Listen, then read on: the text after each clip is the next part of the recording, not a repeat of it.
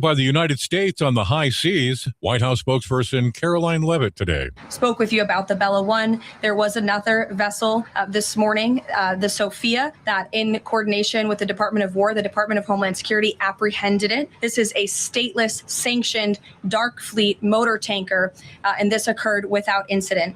This vessel was operating in international waters and conducting illicit activities in the Caribbean Sea. The U.S. Coast Guard is escorting the Sophia to the United States for final disposition. To answer your question, Kelly, directly, this was through Operation Southern Spear. The Department of War is unwavering in its mission to crush illicit activity in the Western Hemisphere. And as the president has repeatedly stated, we're going to defend our homeland and restore security and strength across the Americas.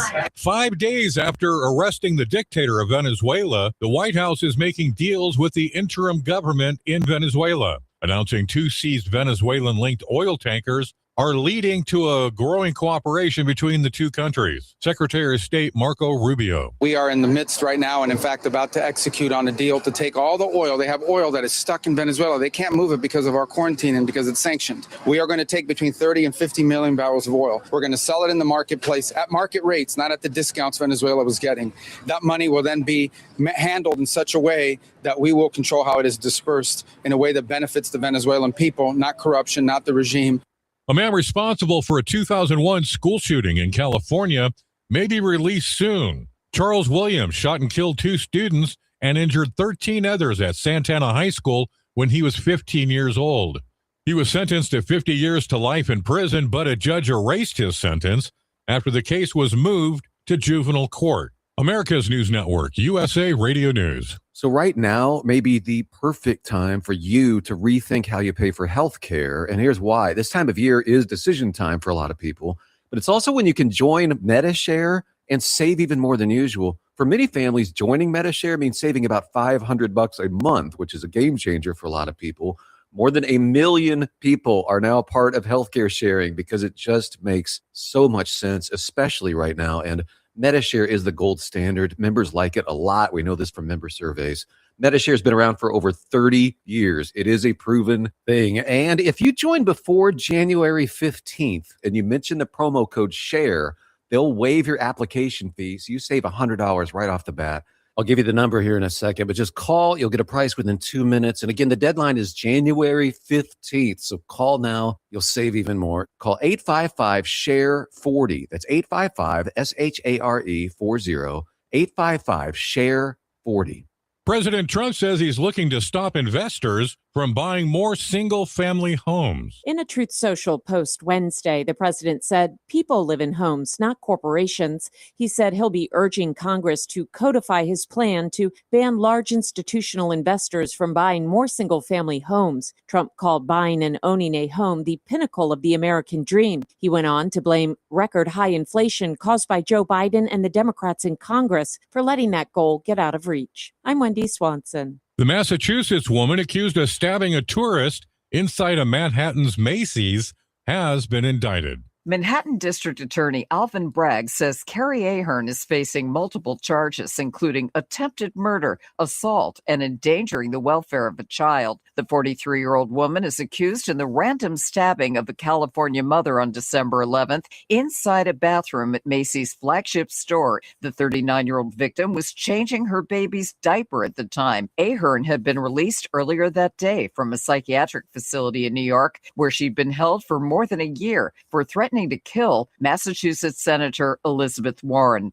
I'm Sarah Lee Kessler. The New York City Council has elected Julie Menin as Speaker. As Menin, who's a former regulatory lawyer and 3-time city commissioner, had rounded up the votes needed within days of Zohran Mamdani's election as mayor. She is a moderate Democrat. Lance Pry, USA Radio News. You can help put vets to work by donating your car, truck, or van. Your donation will directly support programs to help vets find jobs or even start their own business.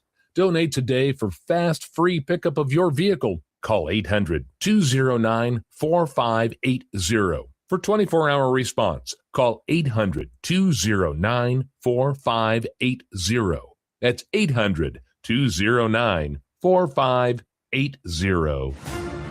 Dependable Lock Service is your source for replacement car keys, custom safes from Liberty Safe, and so many more lock and key services. With over 30 years of experience in lock and key industry, there's nothing Dependable Lock Service can't do for you. Whether you're looking for duplicate automotive chip keys, rekeying commercial and residential locks, or custom safe building, we've got you covered. Call 603-886-0559. Nashua's Dependable Lock Services, 24 hours a day, 7 days a week. The sky's not the limit, it's just the beginning. I'm Ed Mullen from Nashua Aerial Advertising. There's no better way to advertise your business and or message than high in the sky. How can you make your advertising budget work for you? By putting your ads up where they'll stand out. The sky is an uncluttered, impressive venue. You can put your message over a region or location to target your desired demographic. Put your ads where they're needed. We provide coverage over communities through Merrimack Valley, Greater Nashua, Manchester, Lowell, and points throughout South Central New Hampshire and North Central Mass. Summertime beaches, sporting events, races, fairs, and festivals are all ready-made for banner telling. For more information, please visit us online at NashuaAerialAdvertising.com. And remember, the sky's not the limit, it's just the beginning. NASCAR. It's more than just driving fast and turning left. Bob Bianchi and myself, Bob Bartis, are credentialed carrying members of the NASCAR media. Each week, our live 2-hour broadcast breaks down everything happening in the world of NASCAR. We recap the prior week's race results, preview the upcoming races, and discuss the NASCAR news. If you like racing or fast cars, join us live in the showroom at Allen Mello Dodge every Wednesday from 4 to 6 p.m. or listen, stream, and watch at wsmn.live.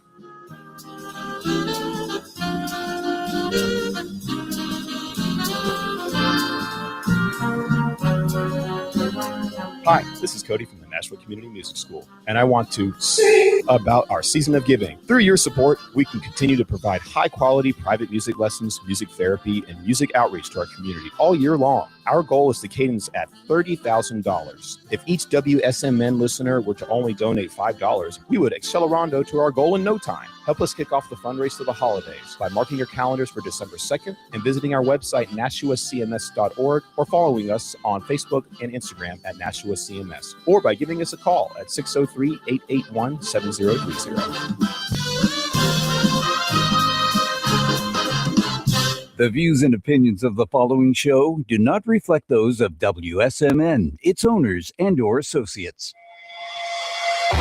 Welcome to the Common Sense Conservatives, a political discussion group about current events and other government-related matters every Wednesday evening from 7 to 8 p.m.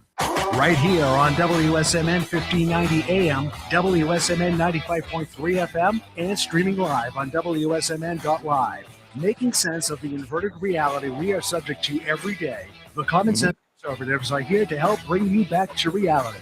Now, your hosts, Chris Wyatt, Todd McKinley, and John Gorvin. Hello, everybody, and welcome to the Common Sense Conservatives. A lot going on at the beginning of the new year, the 250th anniversary since the birth of our nation. The kingpin of Venezuela is now in custody, as everybody knows, and a U.S. citizen was shot and killed by ICE today. A little concerning for some. If you'd like to talk about it, join us on our social media, Truckers Independent Broadcasting Network on Facebook, Common Sense Conservatives on Facebook, or you can catch TIBN on YouTube, so on and so forth, and join the conversation. Todd, how you doing this evening?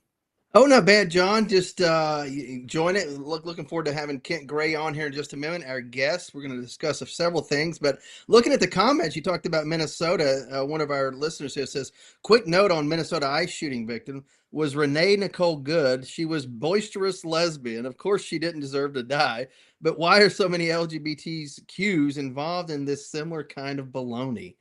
I couldn't tell you, but yeah, regardless of what she's, what she lays down with at night, is inconsequential. What is wrong with these people anyway? And I'm not talking about lesbians. I'm talking about these weirdo lefties. I'm sorry.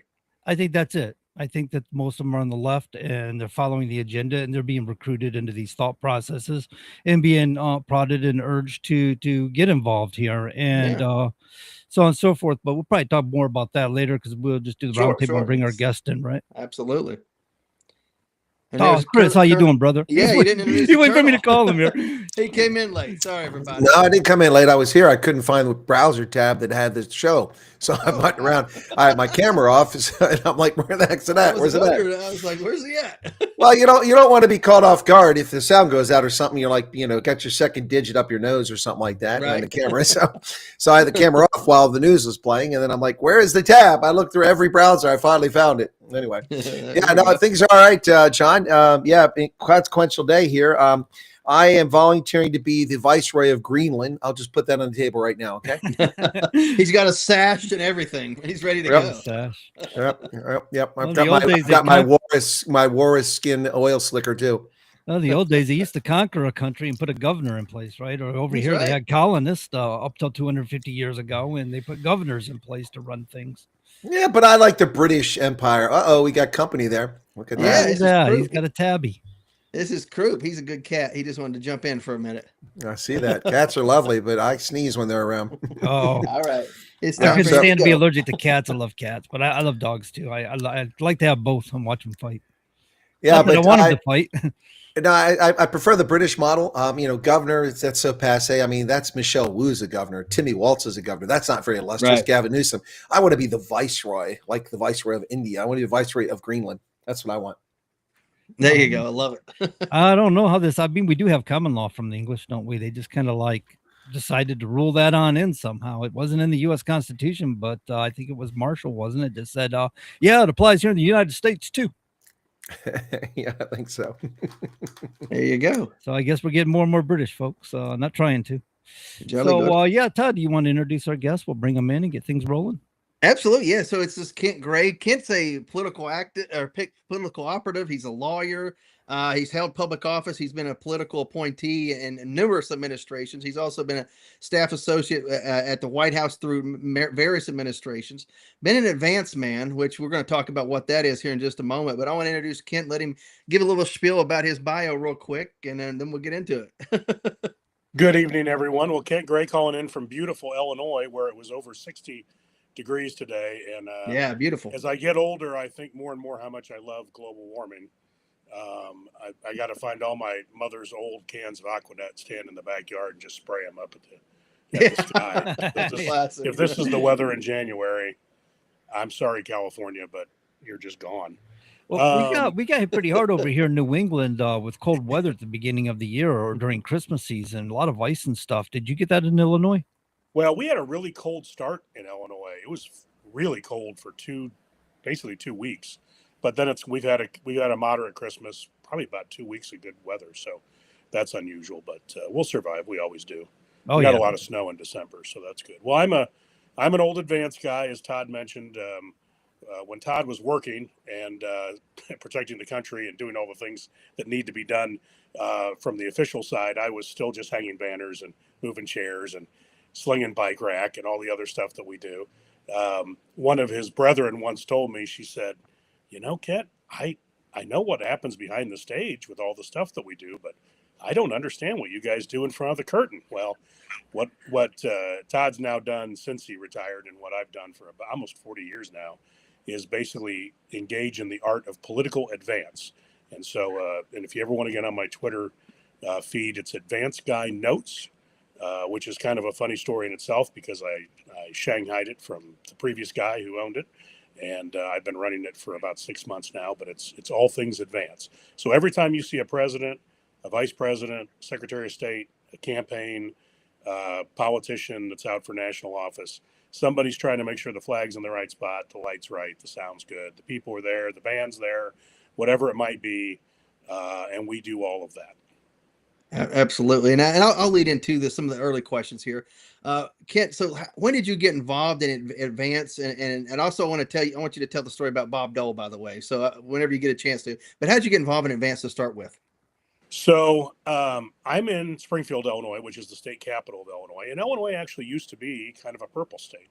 And everybody used to visit here back in the day. So if you go back to the 70s and 80s, our Republicans controlled all the offices basically in state government.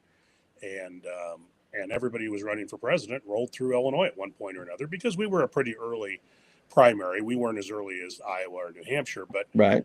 People would get to get to Illinois fairly quickly. And so they'd show up. And we had a very, unfortunately, he just passed away about a month ago. We had a long time, like 30-year Republican chairman who just ran this place like a machine, like we do in Chicago, but more Republican. And he would sit down with anybody who came in from a presidential campaign or the White House. And he would say, okay, here's the deal. This is our first meeting. You're going to talk to, it was a guy that I worked for, Carol Sutton, who was older than me, but I was like his assistant that did all the work years ago. And he said, you're going to talk to Carol, and then I'll show up on the day of the event. And so Carol taught me all the things that you needed to know. And they said, you need a high school band, you need a assembly hall, you need a plane flyover, you need fireworks, you need a boat flotilla, you need sound, light, staging, anything you need. People will set it up, get it set up for you. We know all the connections. It won't be a problem. I'll show up the last day. And so I started doing that when I was about 18 years old. Wow. And I was still 18 when I got, and Todd will understand this, I still have my first what's called a 10 pin. And I did that right before my 19th birthday. So Vice President Dan Quayle had just been inaugurated. It was his first trip outside of Washington, D.C. to Springfield, Illinois for our annual Lincoln Day dinner, which we're Lincoln's hometown, so we have a really big one. And so he came out on the invitation of a former Republican leader of the House, Bob Michael. And so I helped out with that trip, and they kind of pulled me in, actually put me in the motorcade. I did a bunch of stuff. And since then, I've just kind of kept doing more and more and more and more, all the way up to this year. I've been out with Vice President Vance. So been an There we go. Almost 4 decades. And all the things that you see behind the scenes. I mean, you see history being made as an Advance guy, and you've seen things, go right and things go bad. And I want to start off with just the funny story of Bob Dole. Then we'll get into some more of the serious and cooler stories behind the scenes. But I want to just relay what kind of man Bob Dole was. If you could tell the story about when he fell off the stage. Well, Not trying to be funny, though. Yeah, I'm the world's biggest Bob Dole fan. And he was such a wonderful guy to work for. And of course, this is going back now 30 years, so most people don't remember him that clearly. But I think a lot of people thought he was a little gruff. Not much of a sense of humor. He actually was the funniest guy ever. It was the sweetest old man. Was really, really funny, and was really good to staff, at least in the '96 campaign. What's funny is Bill Clinton, who I think everybody thinks is very gregarious and easygoing and wonderful, had a little bit of a temper and could be tough on his staff. So it's funny. I know some staff from the Clinton years who have told me, Bill Clinton was a little rougher behind the scenes than your guy was, and our guy looked a little rough in front of the curtain, but was actually just a warm, fuzzy guy. But we did a trip. I basically went on the campaign midsummer of '96, did some events before that, but went on full time and didn't come back to Illinois till after the election. So I just went from city to city to city to city for about 4 months. And so we're in Chico, California in the fall of 1996. And we go to the Elks Club in Chico, and we build out this beautiful outdoor rally, basically in a baseball stadium, softball stadium. And plenty of time to build it. No rush. As Todd knows, some of these things have to be last minute and everybody gets a little frazzled. No one was frazzled. We all ate dinner and breakfast. Everything went together just fine. And we had a guy, or actually a guy that was dating a gal out in San Francisco, which wasn't all that far away. And they said, well, we got this great prop called, of course it's California, prop called balustrade. So it looks like the little fake white fence that goes along a balcony on a really nice house. Can we put that up? And I'm looking at it. I'm 26 years old, and I'm like, yeah, I guess, but we probably ought to screw it down and put some L brackets to hold it to the stage. And the Secret Service guys, who were longtime Secret Service, the guy who was our detail lead in charge of their part of the process was actually, I think, Gerald Ford's detail leader for a period of time. So these guys knew what they were doing. Oh, yeah. My absolutely. boss was Nancy Reagan's director of advance at the White House for 6 years. And so we do this whole event. It looks fantastic. There's this nice little white fence that's about knee height at the front of the stage. And Bob Dole comes out. I announced him. I'm backstage. I announced him with the microphone. I love it. He looks at me. He looks at me and he goes, he points at the switch. And I said, it's off, And he said, what are you going to say today, Kent? And I said, well, Senator, I was going to do something along the lines of, ladies and gentlemen, the next president of the United States, Bob Dole. And he goes, ooh, that sounds good. I love so it. I did that with a little more rousing voice. and I send him out to the stage, and I go get something to drink and some food from the thing. I didn't know anything had happened. He fell off the stage. He fell off the front of the stage. I recommend you Google it. It made the Saturday Night Live opening skit for the entire season later that year. And it was not a really great advance experience to submit all of our resignations at the bottom of the air stairs of the airplane that he was flying out on. But in the end, they didn't take it. They said it was his fault. He knew not to go up there. And we all we were on pagers at the time, Sky Pagers later on at night, with Delta E tickets off to the next exciting place that we were going to do something. As John McCain once said, I know we can't use any swear words on this because we're broadcast, but John McCain would walk in the morning and he'd look at everybody and he goes, okay, what are you geniuses gonna today? F up today. Right. But Somehow anyway, you hear the word in your head, though, don't you? We'll turn it over to the colonel, who, by the way, he was a defense attaché officer, and so he's been involved with a lot of presidential administrations, writing intel reports and stuff like that. And he knows about the pins and stuff as well, just so you know. Well, oh yeah. I've been pinned. The first time I heard that, I'm like, wait a second, what is this? Some kind of some kind of Mason induction or something? What's going on here? No, I've been pinned, and I've dealt with a lot of Vance guys, and I have to say that when it comes to the White House, I prefer when it's not a multi-nation trip, because one trip in particular stands out when President Bush went to 7 African countries in one trip. We didn't have the A team or the B team or the C team. We had Cheney's D team that was the advance party for us. And I had a Secret Service agent that it must have been his first mission, because, boy, I'll tell you what, he was making me nervous running around. I'm standing there in uniform and I've got to project confidence with my dress uniform on. He's like pacing back. I'm like, dude, calm down. Go take a Demerol. But so I've dealt with the advanced folks, but that's not an easy job, is it, Kent? I mean, I think it's an overlooked and underappreciated job where you've got a lot of stuff to do behind the scenes and you don't get any of the glory. Yeah, I mean, a lot of people don't realize. Most people don't even know that it happens. They think the president just shows up up an airplane in Columbus, Ohio, or No. you go to California and does an event and nothing went into it. But really, what it is at the heart of it, the main thing that we talk about is it's a tool of communication.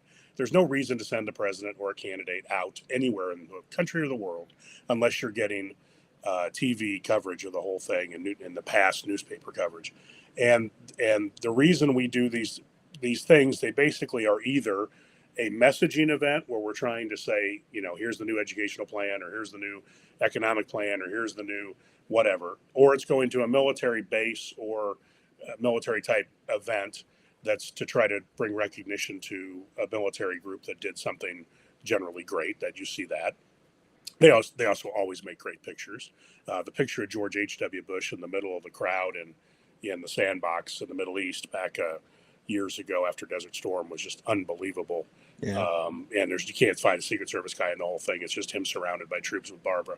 It's amazing. So you'll look for those things, and then there's some international diplomacy that goes into it, which some of that just has to be done face to face. Most of them don't like doing it, but generally, if the Secret Service had their druthers and the scheduler, the president, had their preference, the president would never leave the White House, and honestly, they'd probably put him out at Camp David to keep him even safer. I mean, it's just leaving the house just worries them. So that they worry about that stuff. So really what we're doing is every time it comes out, we call it headline picture story. So back in newspaper days, you wanted a newspaper story to say Nixon visits Springfield. And then you wanted a picture of Nixon visiting Springfield, probably in front of a statue. And then you wanted a story about Nixon visiting Springfield. And so that was headline picture story. And by the way, that's the same thing we do on Instagram now. It's the same thing we do on everything. The headline isn't as big as it was in the newspaper days. But back in the day, we would wake up the next morning, go to the hotel front desk, and try to get the local newspaper and hope that the type on the top of the newspaper looked like Japs bomb Pearl Harbor. You know what I mean? You want D-Day, war ends, we win, whatever it is, Trump, Bush, whoever visits Altoona. and that's what we're looking for, because we're also going to states where we're generally trying to win votes in marginal districts and marginal places.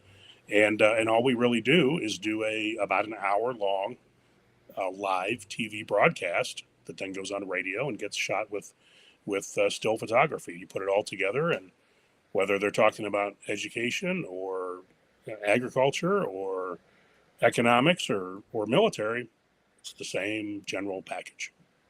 But Ken, I imagine, with that, the title, the picture, the story, you're the headline, you're really trying to avoid Dewey wins, right? You don't want a Dewey wins headline. Right. Right. You don't want that one. But, that's a great, It's a great point. Story too. I mean, that wasn't ever really advanced. You know what I mean? That's not No. really any advanced guy's particular fault. I mean, that's a Doug Mills is our favorite New York Times photographer right now. Right. He's the best there is. And whoever was the guy that was at St. Louis's Union Station back in the 48 campaign, I think, or 40, whatever it was, 40, I don't know. That was 48. Just happened to be in the right place at the right time. Keep in mind, it's one flash bulb at that time, one piece of film in the camera. Those guys could change them quick. It was kind of funny. You've ever seen a picture of an old press conference or something? You'd see all these bulbs. They would just throw them down on the ground, and there'd be like peanuts at the old ground round. Yep. There'd be peanuts everywhere, but they were glass bulbs. So these guys would just go there and take a picture. But that picture on the back of the Ferdinand Magellan, one of the famous political pictures of all times, is really just a grab shot. But it's a whole lot easier when you could get a lot closer to the president at that time. Everything was in black and white, so color doesn't matter. For instance, if you notice, for whatever reason, I'm getting more yellow in my picture tonight than I have on any podcast that I've done, even though I'm using a daylight bulb. I don't know why. But those are the things that we would normally dial out. And then, of course, I'd put a nicer background behind me. But as Todd knows, I just moved houses. So I don't have the ego wall is not fully up yet. Well, I want to say, Kent, I was a little concerned. I was going to suggest a visit to the clinic. You do look like you have liver failure and jaundice coming on. Yeah, there. I know. It is. I don't know why I'm so yellow tonight. I did something the other day, and I thought I looked great. So. Well, you do look great for the radio audience that can't see you. Speaking of the radio audience that can't see you, Kent, you blink twice if you're in distress. It looks like you're somewhere under the steel and brick of a border of an undisclosed building, a prisoner of Mark Levine. I'm just saying. Yeah, exactly. Yeah, I am in a sub basement down below the pool. Oh, he found the guys for the CIA. That's who he is. It's I'm actually in my old. I've had this house for 25 years, and I just moved back here and downsized. And as Todd knows, I collect political stuff. Oh, yeah. And I have so much junk from 40 years of doing this. And my dad was in politics. I don't have enough wall space. And so this is my basement. It used to be the coal room in my house. This is a 1920s bungalow. And so this is a nice, quiet area, as long as my kids don't walk around upstairs and dust falls down from the rafters, we're probably fine. Yeah, I remember those. I used to in Scranton, Pennsylvania. You have to stoke the coal at night, keep that anthracite going, to keep the house warm. It seems like a whole different, century. Oh, it was the 20th century. Yeah. Yeah. So if you collect election memorabilia, how about a worthless Wyatt for the 92nd district pin? got this right here. Keep it in pristine condition. That's what makes it worth the big bucks. There you go. It'd be worth a nickel one day. But seriously, Ken. So how did you get into this gig? I mean, how did you wind up specifically being the front man, getting this stuff all set up? So my father was in politics. He was a state JC president and ran around the state. He got kind of pulled into politics in the mid 70s when I was young. And so most people don't like what their parents do, but I got a kick out of politics. And so I kind of grew up doing political stuff. He was kind of the deputy campaign manager of a very long-serving governor here in Illinois. So we were always very political. And then the next governor that came on was actually, I went to school with his kids, so I knew him really well. He just passed away earlier this fall here in Illinois. And so I just, I was heavily involved in politics, and I was a photographer too. So I was the yearbook photographer in high school. I like taking pictures. I still do some of that. And what I found was I'd go to some events and I didn't like the way they were lit, this yellowness. This really mattered back in the film days. And so I would start building events that I thought looked better. And as Todd probably can tell you, I built a lot of events all the way up to the 75th anniversary of D-Day. And I've, worked on multiple conventions, multiple inaugurations, major events all around the world, state visits, you name it. So that I've lucked out. They put me in charge of a lot of interesting things, and I do a lot of factories. Yeah, here's I don't know if you guys could see this. I'm gonna hold up a photo. It's the White House Easter egg roll. Kent's right there next to the president. Now so that's who Kent Gray is. That's its own weird story because I didn't have anything to do with that. I just volunteered to help out that day. Right. And somehow I don't know who was taking care of me that day or who wasn't. I don't know. You We'll got see. several It was good the longest photos day right of my now. life, I think. They kept moving me up towards the basically the Oval Office. It wasn't very far. It was on that side of the South Lawn, right up by the White House. And finally, they hand me a whistle, and then they're like, "You're going to be the official marshal." Yeah, and I'm like, what? You're the the official marshal of the White House Easter egg roll. like the president So does my- the first one, right? And then my you happy take tail over. is out there. I was out there for 12 hours, actually probably Nice. longer than 12 hours. And I am blowing a whistle, yelling at these kids. And then eventually the president and first lady come out, and it's literally the president, that photo that Todd tried to show, president, first lady, the Easter bunny, and then a guy that looks like Santa Claus. It was ridiculous. I loved it. Well, I can relate to that. He looks like Santa Claus comment. Now you're beating me on that, Chris. You should have seen it when it was down to my navel. They were trying to get me to audition against Tim Allen. He didn't look so much like Santa Claus back then as he did Gandalf. Yeah, I did look a lot like Gandalf. I also, to the credit of the people who have a good heart in central Pennsylvania, when I walk around the wintertime picking up aluminum cans because I detest rubbish on the road, wearing shorts in the snow, God bless their hearts for pulling over and offering me a ride thinking I was homeless. It happened several times. Eventually, I cut the beard because it was just, but I missed my calling, Kent. It was a great opportunity to say, they're like, "Do you need any help? You need anything?" I've been like, "Yeah, I can use a 20 for the bus." And I just never never tried that. We got some of our South African listeners and watchers saying hello to Kent, by the way. So South Africa says hello. There you go. I've not made it to South Africa. Made it to Egypt for the White House and was supposed to do a trip to Kenya. And they got so scared during the Bush years that they canceled it. I'd never had them cancel. I don't know, Todd, do you ever remember a trip that was basically booked that got canceled? I remember it was King of Saudi Arabia passed, and Bush was supposed to go. The threat was high for some reason. So the vice president flew on the 747, and we went as a vice presidential team. Everything else was the presidential team on site, except for the WACA folks, White House Communications. I never thought about this, Kent, but Todd might have been with. It's different vice president. I'm thinking back to Bush. That's what I'm thinking of. I would say he might have been with. He might have known the Secret Service agent that drove me nuts that day. But so Kent, what's your most amazing memory from all this you're doing as a frontman? What's the one event that stands out that was just such an amazing thing for what reason? There's a lot of them, I'm sure. There are a lot of them that are pretty interesting.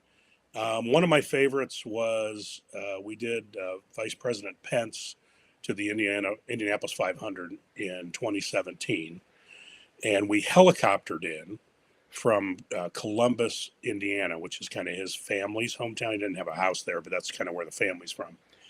And the Indiana National Guard gave us 9 Black Hawk helicopters.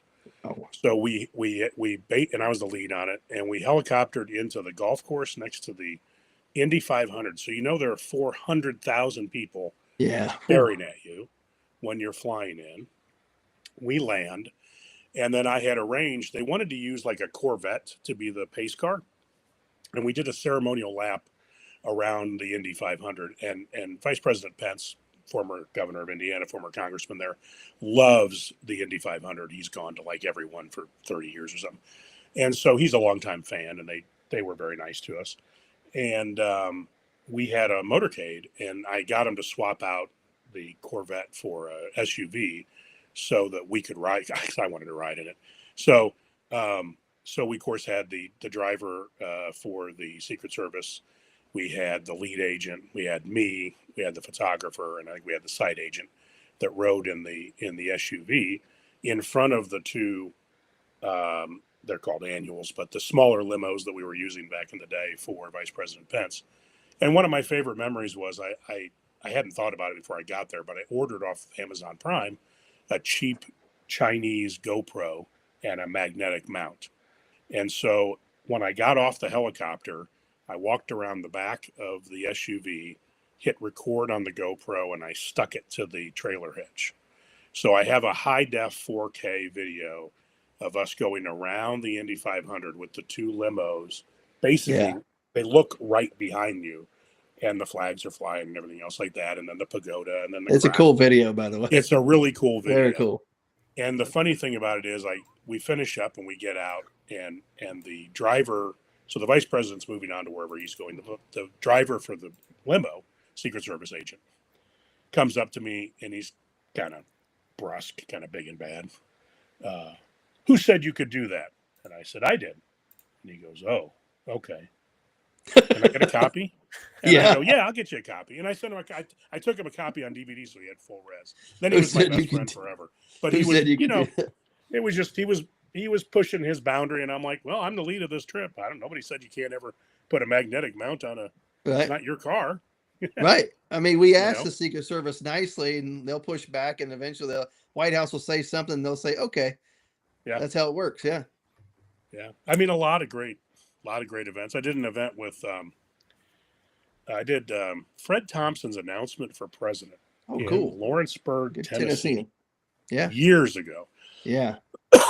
And it was, so Big and Rich was a huge band at that point. And John Rich was a big supporter of Fred Thompson. So John Rich came out and was playing at it, but Big wasn't there. Big didn't like politics. I don't really know either. I mean, I don't know the music because I'm not a country music fan. Right. Country rock, I guess, is the best way to put it. So we have this event, and we're in Lawrenceburg, Tennessee. About 8,000 people live in the town. There's about 10 or 12,000 people at this event.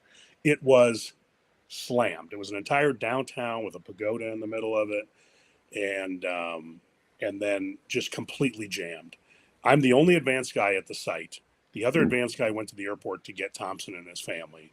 There's only two of us total on the ground. Right. I'm stuck with 10,000 people. And John Rich comes up, and I'm not starstruck. It was a long time ago, but also I don't really know. I knew the song, but I didn't know him very well. It wasn't like the Rolling Stones or something. So he goes out, he's like, Ken, I just want to tell you, I only got about 11 songs without Big. I can only play so many songs. No problem. So, we look like we're on time. We're not on time, but I didn't tell him that. So he goes, he starts playing, he gets 5 songs, 6 songs. He comes down, he goes, just want to tell you, I'm getting short on songs. I can only play so many songs without Big here. So we get down like the last 2 songs, and the last one is the one they want to play as Fred Thompson walks up. So we're running out of songs. And he comes down the stairs towards me, and I'm with his manager standing at the bottom of the stairs on the side. The other band members are playing, but John Rich comes down and looks at me and goes, Kent, I got like 2 songs left. I said, they are on the ground. They're making their way here. I have no idea when they'll make it to the stage, but they are on their way here.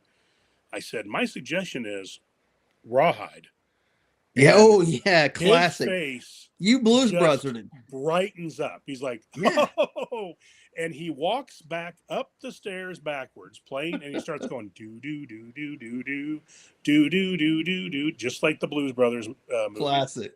And he played Rawhide just like they did for like I don't know how many bars. He just kind of made the whole thing up.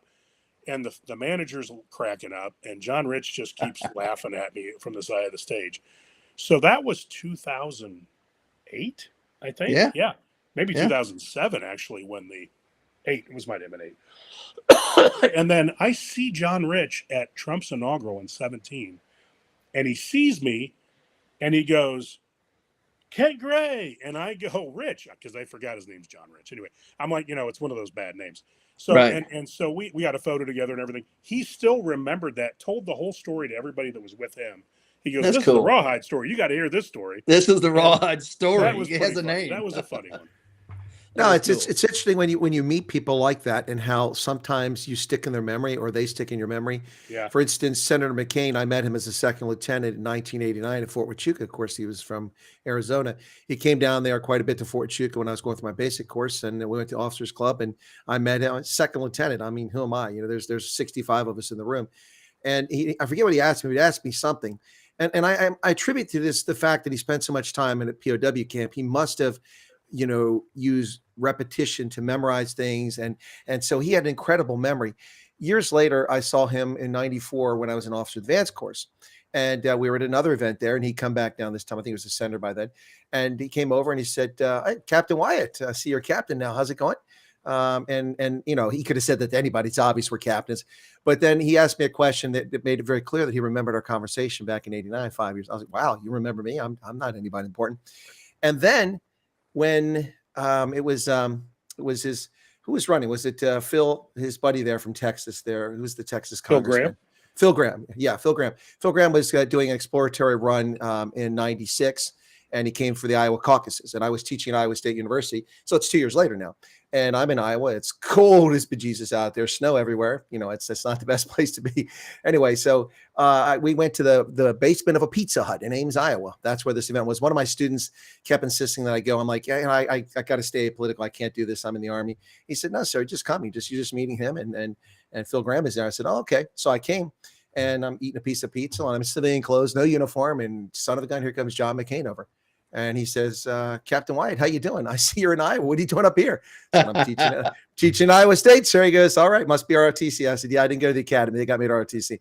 It's just amazing, Kent, how some people just remember you. And that's the case of John Rich there. Mm-hmm. Just remember you. But I mean, that's a pretty good story. Rawhide. That must have been pretty epic for the crowd. That was a funny one. I mean, that one was just out of the blue.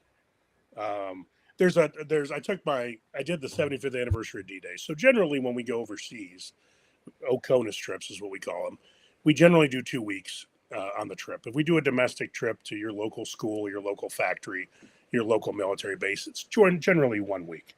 And we can get everything done in about that amount of time. And we produce our, basically 1 hour TV extravaganza that gets thrown up on the satellite national news. And then it moves, into the history books. But did the 75th anniversary of D-Day, and I had a pretty good run there going for a while, done a lot of cool events, and asked my bosses if my dad and my oldest son could come over, and my youngest didn't want to come. My oldest come over and attend the event, because this was huge. I mean, it was basically all the last living World War II veterans of Europe, of all the allies, all the world leaders, like 14 world leaders, the Queen of England, Prince Charles, who became king, president, everybody else, BBC production, millions of pounds spent to do this whole thing, flyovers, ships, you name it. It was really cool. And so we did this whole event. They said, sure. So my family came over about 2 days ahead of time. They weren't really around me. I just said, here's your invite. Get on a bus at the right time, show up. I'll talk to you after the event once the president's gone. So they come over, and in the middle of the event, and it goes on forever because everybody's speaking, I had at some point kind of become friends with the deputy chief chauffeur of the Queen of England, because they kept the state Bentley behind the stage, kind of like we do. Right. But we had a different plot. We had a different spot where we parked. And so his name was Barry Shrub. And if you've ever seen anyone named Barry Shrub, this man looked like Barry Shrub. Like he looked like something out of an English Benny Hill story. He looks like that. And so I hear the music now. I had met him a day before, because they kind of ran the routes the day before. They actually drive that car down. They don't fly it. But sometimes if they're going to Scotland, they'll truck it. But that's about all they ever do. And so we saw the car, and we were talking to him, and he showed us how it worked, Secret Service, and we were all gathered around it. We had photos. So I grabbed my son out of the crowd because nothing's going on. I take him backstage and show him the Queen's Bentley. And Barry lets my son sit in it and get photos with it and all this other stuff. They, by the way, stayed in contact, friends. We've gone to London to Buckingham Palace and then gone and seen all the cars at the royal garages behind Buckingham and had a private tour, which was hilarious. But we're doing this whole event, and my son Harrison, who at the time was mid-teens, so he's in his Boy Scout uniform. I'm not watching him very much. It's the safest place in the world at that point. Right. So he goes wandering off kind of after the speeches, comes back later and tells me that he met a nice guy who's the Queen's son. And I said, well, that's good. Who'd you meet? And he shows me the photo. It's Prince Charles. So the Queen's son. And my son's wearing a Boy Scout uniform, and no one else is like 14 in this whole, there's 3,000 people there. No one's 14. Yeah. And he's in uniform, and he's like, "What should I do, Dad?" And I go, "Well, if you see anybody who needs help, give them an arm, push their wheelchair, whatever. Just So be helpful. smart. Just So be smart. helpful. Yeah. They're all heroes." Yeah. He ends up shooting the breeze with Prince Charles.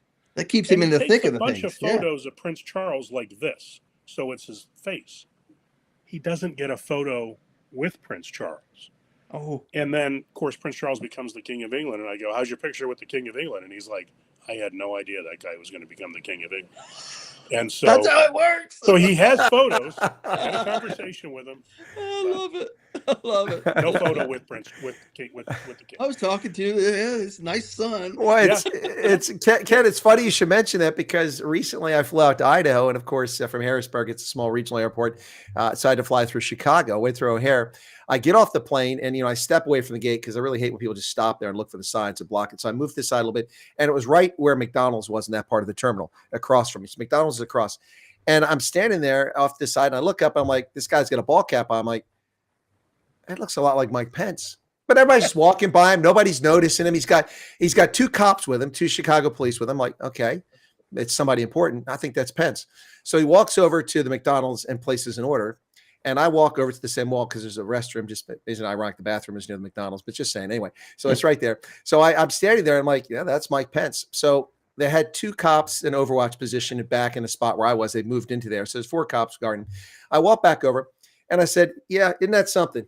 You're vice president of the United States, and the only person in the busiest airport in the world to recognize you as an Army veteran. And the cops laughed.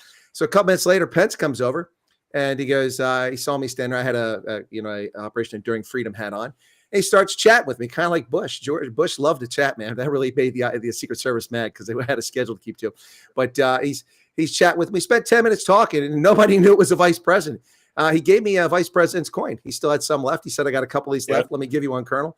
It was really, really interesting. So Ken, what of any of the events you've done would you consider the most maybe cherished or important in your life doing this as a history defining or changing moment?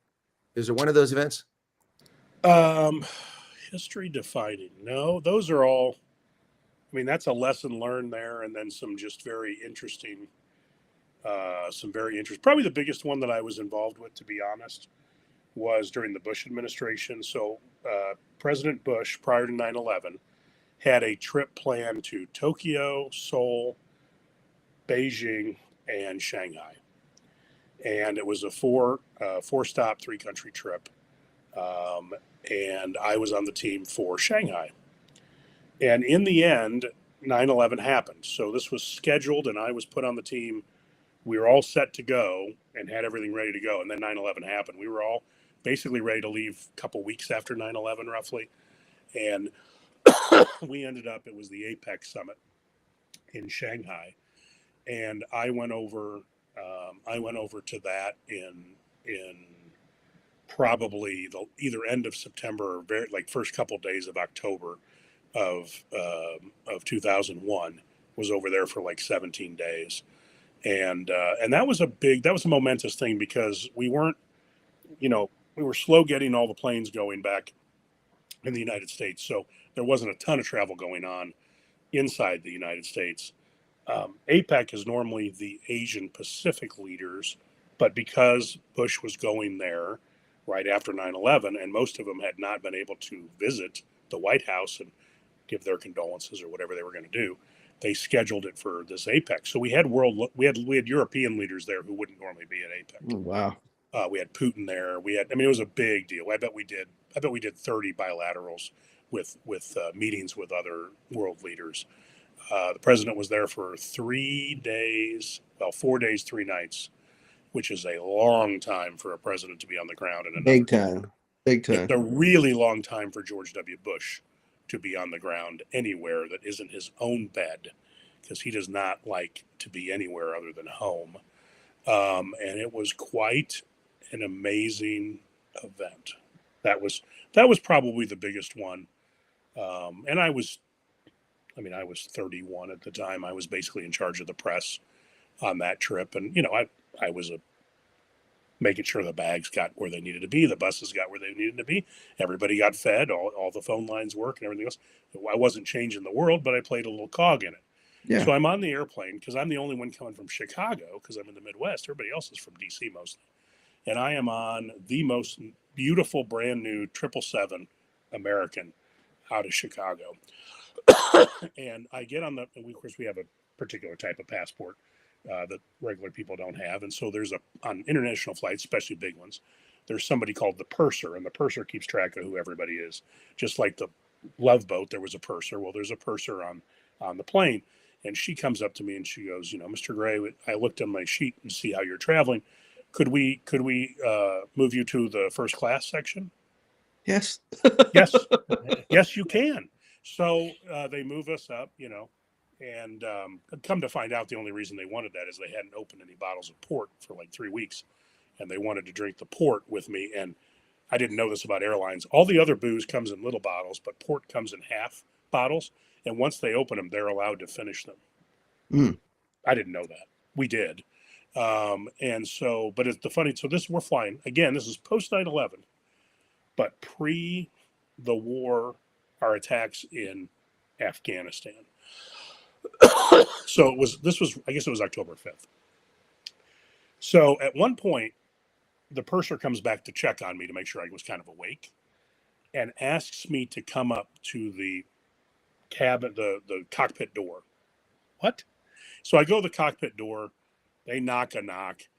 The captain pops out, closes the door. It locks behind him, and he's like, Mr. Gray, I realize I'm the baggage handler for the White House. I'm not anybody really that important in this grand scheme of things, but he doesn't know that. Right. Mr. Gray, we appreciate we know why you're on this trip, and we wanted to make sure you were comfortable on the trip and everything, but I just wanted you to know that a NOTAM just came over the internal system from the FAA that we've begun bombing in Afghanistan, and I thought you probably needed to know that information. And I was like, yeah, I do. Sure did. That's right. I'm the guy that needed to know that. Indeed. When not read into the Afghanistan attack. Yeah, when a noticed airman comes out and you're in flight, that's kind of a big deal. I love it. I love it. Yeah, it was great. I was like, and I was like, oh, I did it because he wanted to be talking to somebody important from the White House. Yeah. You know what I mean? And I was just thrilled that I got free port. A cigar with it, you'd be good. That's the most important part of the story, not the noticed airman. Yeah. Hey, so John knows how to live well. Wherever he goes, he knows how to live well. Apparently, I've seen his LinkedIn photo. Yeah, he knows who to go and talk to. By the way, trust me, he'll be like, we talked to that guy because look at what he's standing, look how he's wearing. He's not getting dirty. He's the guy to talk to, and you go talk to him. He gets everything. Do we know anybody better than our young friend Aaron though? That was at the Kentucky Derby. Yeah. He ended up with this young guy who ended up on a team of ours, and he's the best wingman I think I've ever met in my entire life. Yep. I drove back to Illinois with an entire car full of bourbon. We got passes to the Kentucky Derby. We became Kentucky Colonels. We became Kentucky Colonels, and the governor was the one who gave it to us. It wasn't like just this. Like the governor actually met with us and gave us the Kentucky Colonel thing. True story. I had been on the previous trip. It was supposed to get one, and you guys made it happen. You're like, oh, by the way, Todd McKinley was supposed to be here. He was on the previous trip, and Kent made that happen for me by word of mouth. Made me a Kentucky Colonel. By word of mouth. and Colonel, we know that's not a real colonel, but we do have friends that make really damn good chicken. I was going to say Harlan Sanders, he also wasn't a colonel, and neither was Elvis Presley's manager. He was not a colonel either. In fact, he wasn't even American. That's why he wouldn't let Elvis do overseas tours, because he couldn't leave the country because he couldn't get back in. So, yep, that guy was pretty interesting piece of work. So we're almost out of time here. I mean, as it tends to happen in some of these, we get into an interesting conversation. I bogart. John's got to get a chance to get a question or two in here. John, why don't you take a shot at it? I was just listening to the stories, man. I think that was kind of making the show, to be honest. I'm sure he's got more stories, but why don't you get in there for a second? So, somebody was asking earlier, and I don't know if it had any relevance, but she just asked a random question. Does Kent garden? Is there something behind that, or she just curious? Do I what? Garden. Do you garden? Are you a gardener? No. Okay, well, that was easy. Okay. Yeah, that was an easy question. I don't know why she asked. I don't know what was behind it. I got a semi-famous book that I'll autograph. for women that's called 50 Shades, but I don't. I mean, it's less natural. But I will autograph them if asked. Next question, John. That, right? Todd, we got enough time for a funny story about Trump? Yes, please. Yeah, please. absolutely. So, 2015, I'm running Trump's campaign in Illinois and Missouri.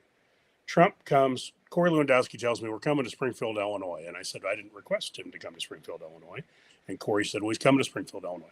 So we set up this whole event, and I don't know how many people are going to show up. This is like early November 2015, and we've had some big events at this point, but not every event was huge. So I went down, I rented my local convention center, and I tell my bosses, I said, hey, I'll meet him at the convention center after he lands. We'll be ready to go.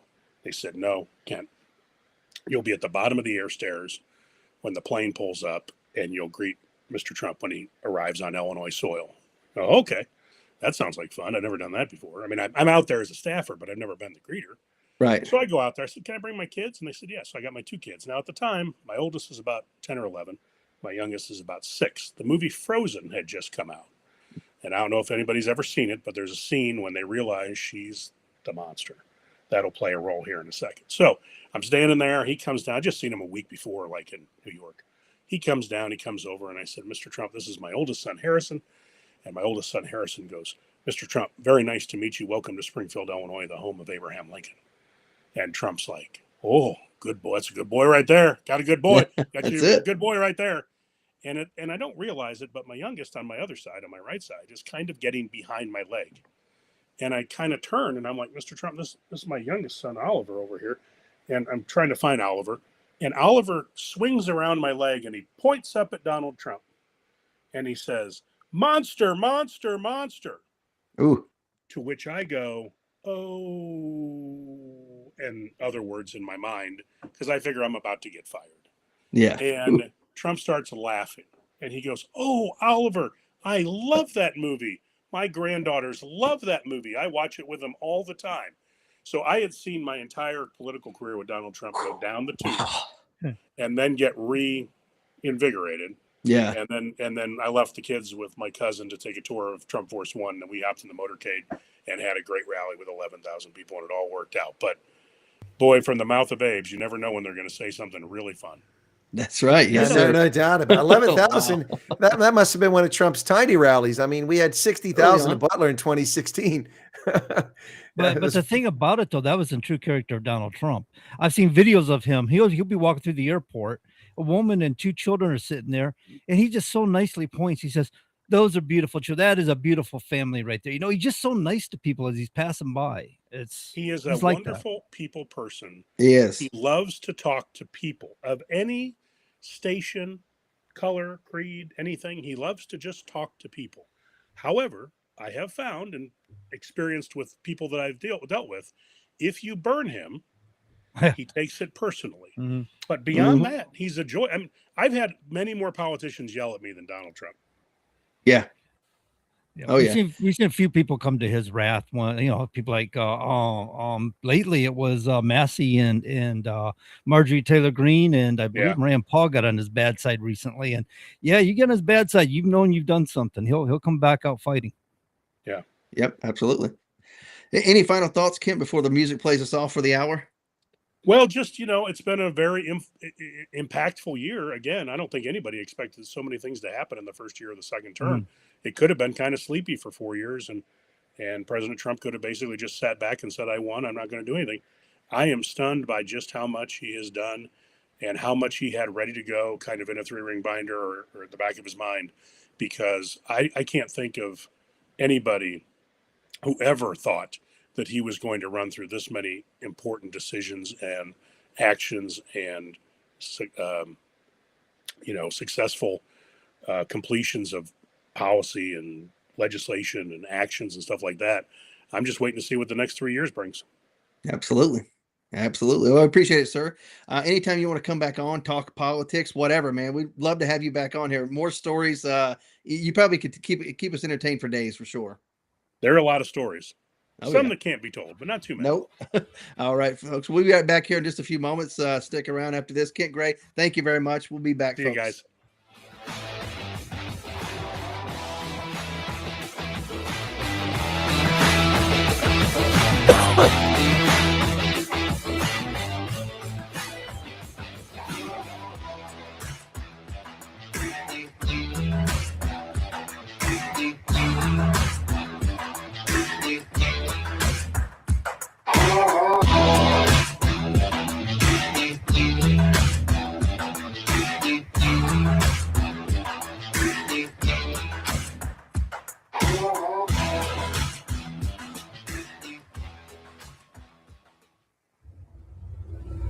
WSMN 1590, WSMN 95.3 FM Nashua. Listen, watch, and stream at wsmn.live.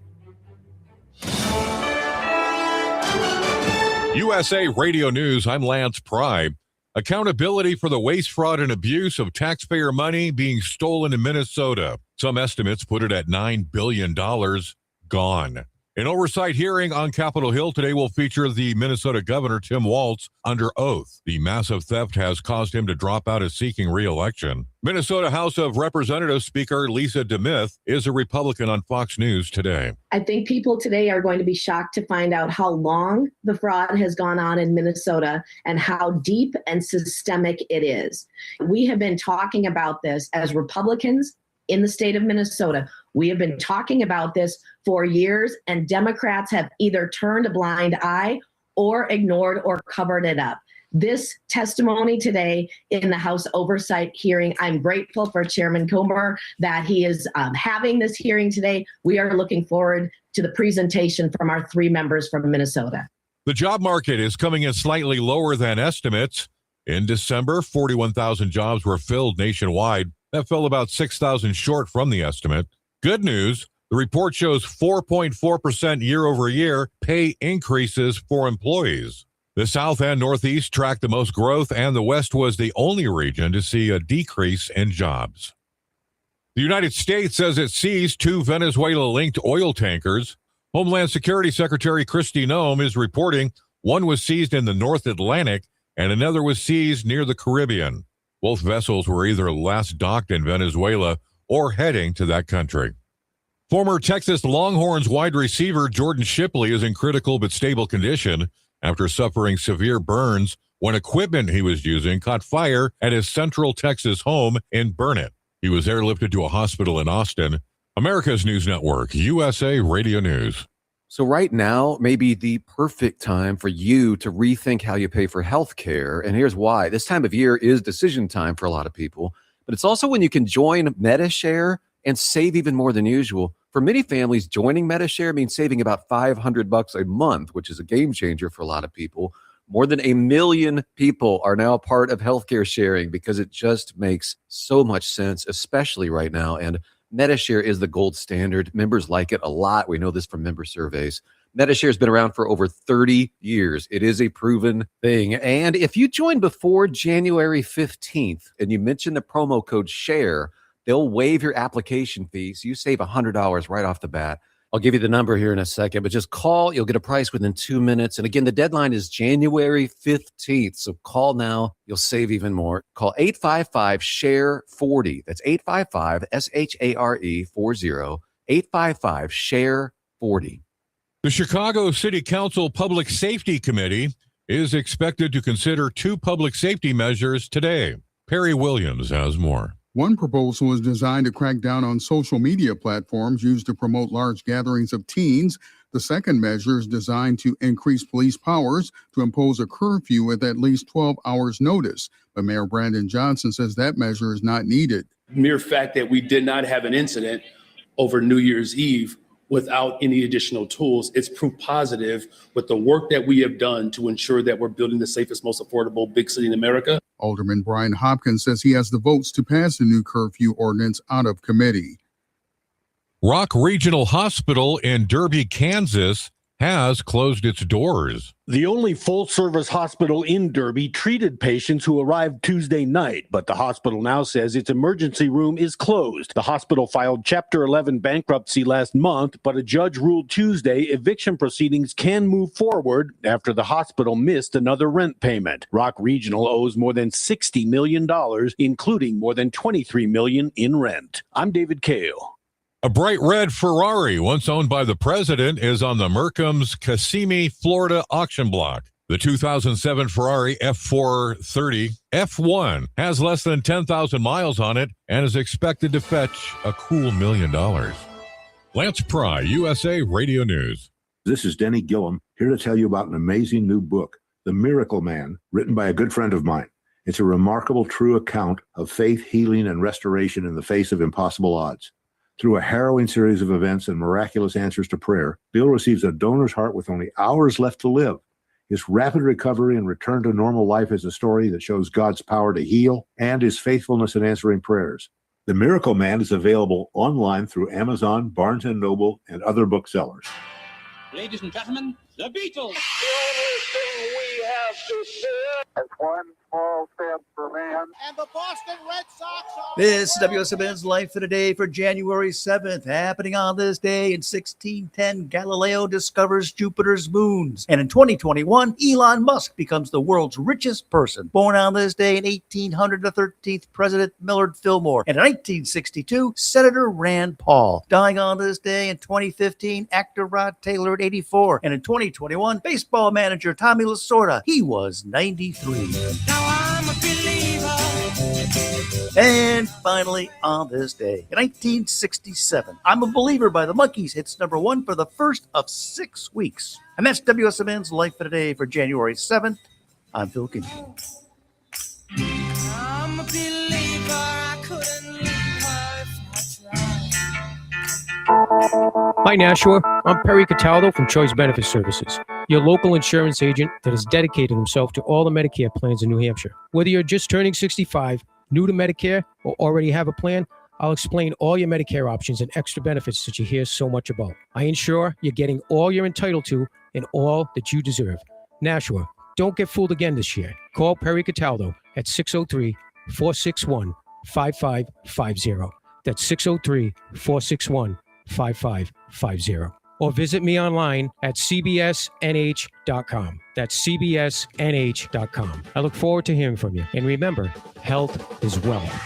Continuing the legacy started in 1904, Roger Pellerin of Gate City Monument Incorporated continues to provide the same high-quality monument, custom headstone, and stoneworking craftsmanship today that they built their reputation on over 100 years ago. Servicing Nashua, New Hampshire, as well as nearby areas in Massachusetts, such as Lowell, Billerica, Chelmsford, and beyond. From creating custom monuments to memorialize, to landscaping and granite work or restorative services, each job is done to your satisfaction and is backed by decades of experience and integrity. If you're thinking about stonework, think Roger Pellerin of Gate City Monument. Visit online at gatecitymonument.com. Stop by and meet Roger at 321 West Hollis Street in Nashua, or call 603-883-7141. That's 603-883-7141. Gate City Monument. Memorials of distinction for people who care. All right, ladies and gentlemen, if you're just now tuning in, you're listening to the Common Sense Conservatives right here at WSMN 1590 and WSMN 95.3 on your FM dial. Gentlemen, let's see, we've had about 5 days now, I guess, the kingpin of Venezuela, Maduro, has been captured. A lot of people have talked about this. I've gave a lot of insight on this, but it seems to me we've heard a lot of this. He didn't have the constitutional authority, or Congress never approved that, and he needed congressional approval. And we had a lot of these people become constitutional experts all of a sudden overnight. But what do you think? Is there things that people missed or got wrong that you've been hearing? Well, and from my point of view, they absolutely have gotten it wrong. There's no precedent for this. Manuel Noriega in 1989. Right. Noriega filed lawsuit after lawsuit to appeal his conviction, all of which were denied, saying he had no basis to make the claim that it was legitimate indictment. And in the case of Noriega and in the case of Nicolas Maduro, both were residing in countries as illegitimate usurpers of power, illegally sitting in office. Both had criminal indictments for drug trafficking and other charges from the United States. And in a normal situation, if you have a criminal in a foreign country, you have an agreement, an extradition treaty with these countries, and they will agree to extradite them. But when you've stolen power and you've oppressed your people and driven tanks over them to crush demonstrators in the streets and sexually assaulted women in prisons and so many human rights abuses, it's unlikely that the government that this dictator runs is going to turn the dictator over. Therefore, the United States had little option but to wait for him to go to a foreign country, which he just doesn't do, and capture him there, or go in and take him. And they did. Look, people are going to complain about this and talk about sovereignty. The U.S. invaded. No, the U.S. did not invade Venezuela. It was a raid. It was a raid. The raid is over. Yes. The raid on Entebbe was not an invasion of Uganda. It was a raid to free hostages. This was a raid to extradite a narco-terrorist accused to get him back. So they can mash their hands, complain all they want. We are looking to see that the Democrats are proposing another war powers resolution in the Senate tonight. I don't know if it's going to come out tonight or tomorrow. But once again, these people are trying to exceed their authority and violate the Constitution and usurp authority from the executive branch. Now, that's kind of funny because the executive branch has usurped a lot of power from the legislative branch over the past century. But oftentimes, the legislative branch has given the executive branch that power because they're useless. But in this case, they're trying to take power back that's constitutionally appointed to the president. The War Powers Act, in my view, is unconstitutional. Never should have the authority. The president has the sole discretion to use our armed forces to protect our national security at any moment. He doesn't have to sit around and wait for a feckless Congress composed of idiots who commit immigration fraud and become members of the House of Representatives to wait for them to make a decision while the country is invaded. The president has the authority. On top of having, go ahead, Todd.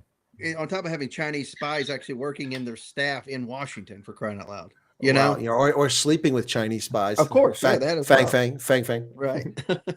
So are you equally surprised that the Supreme Court's never made a ruling? Because they always do these things about, well, it's implied. And when you look at Article 2, that you give the president the power of the military, it seems to me that's implied that he has the power to do, as you said, Chris, to defend the interest of the nation, of the United States. And you have the welfare clause. Now, the welfare clause is not so that you and I can get free housing if we're too poor to live or if we were too lazy to work. The welfare clause is for the well-being of the country, economically, for national security, so on and so forth. Well, to that point, the Supreme Court, of course, for those that know and for those who don't understand, they choose which cases they want to hear. Mm-hmm. There's no guarantee, no matter how well you craft a case and how obvious it's a violation of the Constitution, it doesn't matter. They decide on which ones they want to pick. So they cherry pick cases because they get hundreds of cases every year. This is a case that no court, whether it's the Warren Court or it's the Rehnquist Court or it's the current court, none of them had the courage to actually take on this case when it's come up. They've just been turned aside. Right. I would not be surprised to see this court take it on if the Democrats try to do a legal challenge to this and say that they have the authority. And if such a thing would happen with the court sitting there now, I strongly suspect that the War Powers Act would be declared unconstitutional. And that's probably why we won't see any challenge to it while it's a supposed conservative court, which it's not. It's more like a 5-4 and barely that. So I think that that Trump is in good shape here legally, and it really doesn't matter because at the end of the day, and I've repeated this throughout the past week, telling people this over and over again as I described events, a lot of people are wringing their hands over the rules-based international order. Ooh, this violates the norms. What are we going to do when countries just invade other countries? What, you mean like Russia invading Ukraine? Right. And 45 African or 38 African countries refused to sanction Russia over that. Right. Or what about when Vietnam was invaded by China in 1979? Or how about the unilateral actions by some players to stop the horror? For instance, in 1979, the Vietnamese army invaded Cambodia to stop Pol Pot and the Khmer Rouge from murdering people. They'd already killed 1 million by that point, but that's how they stopped it. In 1979, the Tanzanian army invaded Uganda to stop a slaughter of civilians there. And that worked, unilateral action. And of course, the United States has done a unilateral operation here to take an accused narco-terrorist away. It's interesting how people are selective in their memory about how the world is. It's never been like this. Of course, it's like this. Unfortunately, at the end of the Cold War, we were saddled with Bill Clinton, whose policy of national security strategy was engagement and enlargement. In other words, let's sit around the table and listen to what all the weak players have to say. The reality is this, gentlemen. This is the reality. People just don't like this because the thing is, as a political scientist, this falls right in my lane. And I love to talk about it because what the left likes to rely on here is liberalism, but not liberalism we're thinking of in America, but liberalism from an international relations standpoint, but with a touch of constructivism in there. And constructivism means you rely on common norms and mores and values. And so you reach laws and you agree to abide them. But the bottom line with the international order is it only exists as long as the powerful choose to subvert their sovereignty to it. Because the United States Senate never approved the Paris Climate Accord, it was never binding to the United States because the president can sign whatever he wants. It's not law unless the Senate ratifies a treaty. So therefore, we weren't part of it. The Chinese produce over 350 coal-fired power plants every year. They now produce more carbon emissions than the rest of the planet combined. They burn more coal than the whole planet, China, in every single year. Yet they're not beholden to the climate, of course. So Paris has seen the temperature rise because it's useless. The point here is the rich will do what they want. The poor will suffer what they must. This is what we were told by Thucydides and on Peloponnesian War about 2,000 years ago. He already saw this in the Malian dialogue. When the Athenians attacked the small island of Malea, which had never done anything to harm Athens, Athens was a powerful state. They just wanted more colonies. And so they went to this island and they rounded up the women and children, enslaved them. They murdered the men. And before they did that, before they surrendered, they said that the Malians said, "But we've done you no harm. We've done you injustice. Why are you doing this to us? So we want to live in peace." And the Athenians said, "The strong will do what they want, and the weak will suffer what they must." So that's the bottom line here. Who's going to stand up to the United States? UN? Please spare me. What's the UN going to do? I don't mean to be callous and uncaring, but that's the reality. And that is the reality. China has ignored the International Court of Justice, which said that its claim to the fictitious 9-dash line, which extends 1,000 miles past the shore of China into the territorial waters of Indonesia, Vietnam, and the Philippines. And they send their Coast Guard down there and they attack commercial shipping, water canning them, arresting their fishermen, harassing them, building naval bases, destroying coral reefs in the atolls there. And they simply ignore the ruling of the court, who said they have no right to it and they must vacate it. The rich the powerful will do what they want, and the weak will suffer what they must. And that's the bottom line here. And people don't like that, then that's too bad. Bury your head in the sand and pretend that South Africa's president going, "Oh, we demand the release of Maduro," is going to lead to release Maduro. Yeah, You're right, smoking your socks. Not going to happen. Not going to do it. Sorry.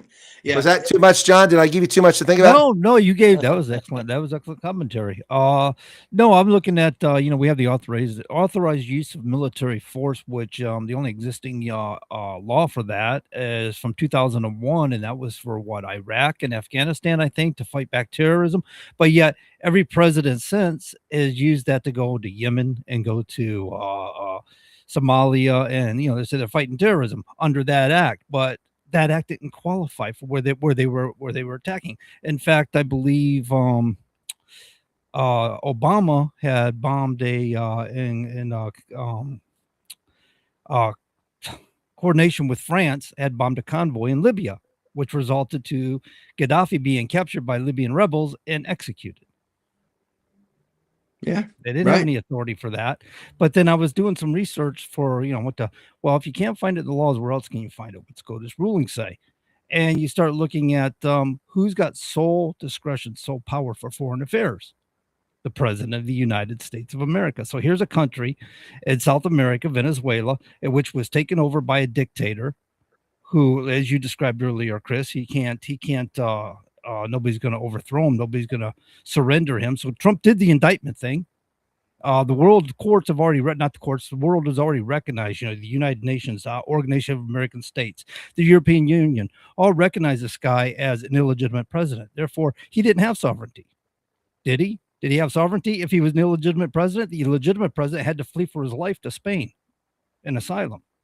So, according to what I've read, a lot of people or a lot of presidents in the past felt like because they have they're the sole heirs of foreign affairs, they can use the military at their discretion for police actions. Well, look, here's the thing. It's called the Monroe Doctrine for a reason. President Monroe established it to tell the European colonizers to stay out of our hemisphere. It's in our national interest. It's none of your business. Stay out. And we've invoked it, whether we call it the Monroe Doctrine or not. We've invoked it many, many times over the past couple of centuries. The problem is that the culture, the political culture, and the social culture of Latin America leads it to have, basically fascist totalitarians that run their countries every so often. And the course has to be corrected, whether it's Cuba or Argentina or Brazil. Look at what's happening now. The sitting president is a convicted felon who purportedly won the last election, and then has had his predecessor arrested on trumped up bogus charges of election interference, and now is in prison for something like 23 years or something like that, or whatever it is. It's absolutely ridiculous. These are banana republics. Venezuela is no different. The list goes on and on. Panama, no different. The only stable state over a long period of time in Latin America has been Costa Rica, which is a well-run country. It's small, it's homogenous for the most part, just a couple population groups, and it's been very, very successful. Costa Rica. Chile has now had a long period of success, but it had many years of horrible circumstances. Latin America is just a basket case, and it has everything to do with the formation of the polities in Latin America, which were powerful, small numbers of Spanish overruling or overlording over indigenous Native American populations that were powerless and essentially serfs for centuries. And that dynamic leads to the situation we have today. People have a sense of entitlement because their Spanish ancestor ruled Colombia or ruled Peru, and the Inca really aren't in charge. And that carries through to today. Now, a little bit of that got turned around, upset in Venezuela because of Hugo Chavez's populist revolt, which was basically the indigenous population that was revolting against the Spanish population. And they destroyed the country. Why? Because the culture is just broken. Institutions are unreliable, especially the military, the courts. And a lot of these countries have gangsters that operate in them too with impunity. And Colombia is a good example. Venezuela is another example. Look, you're not going to fix Venezuela or Latin America in the next 3 centuries. Not until these people grow up, and they become Starship Troopers. Maybe then. But see, this person here brought up a good point too, is that by taking Venezuelan oil, we have sanctions against Iran, which is in the process of collapsing right now. We're seeing a lot of strife over there, a lot of protest over there. In fact, I think the protesters are begging Trump to go over there and do what he did in Venezuela and Iran right now. And but we hold the oil that China was getting. We hold the oil that Iran was getting. So is Trump really just playing 4D chess here too?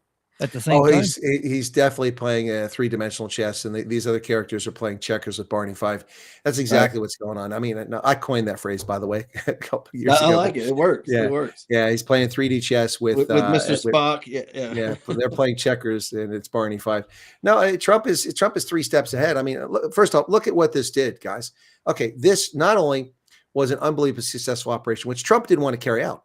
As late as June and July, he told Rubio, no, we're not going to do this. Let's just convince a guy to leave the country. We'll offshore him, a little, Caribbean island. We'll give him millions of dollars so he'll leave so the country can recover. That was Trump's angle. That's all he was looking for. He wasn't looking to overthrow the guy, to remove him, to demand oil, to restructure Venezuela.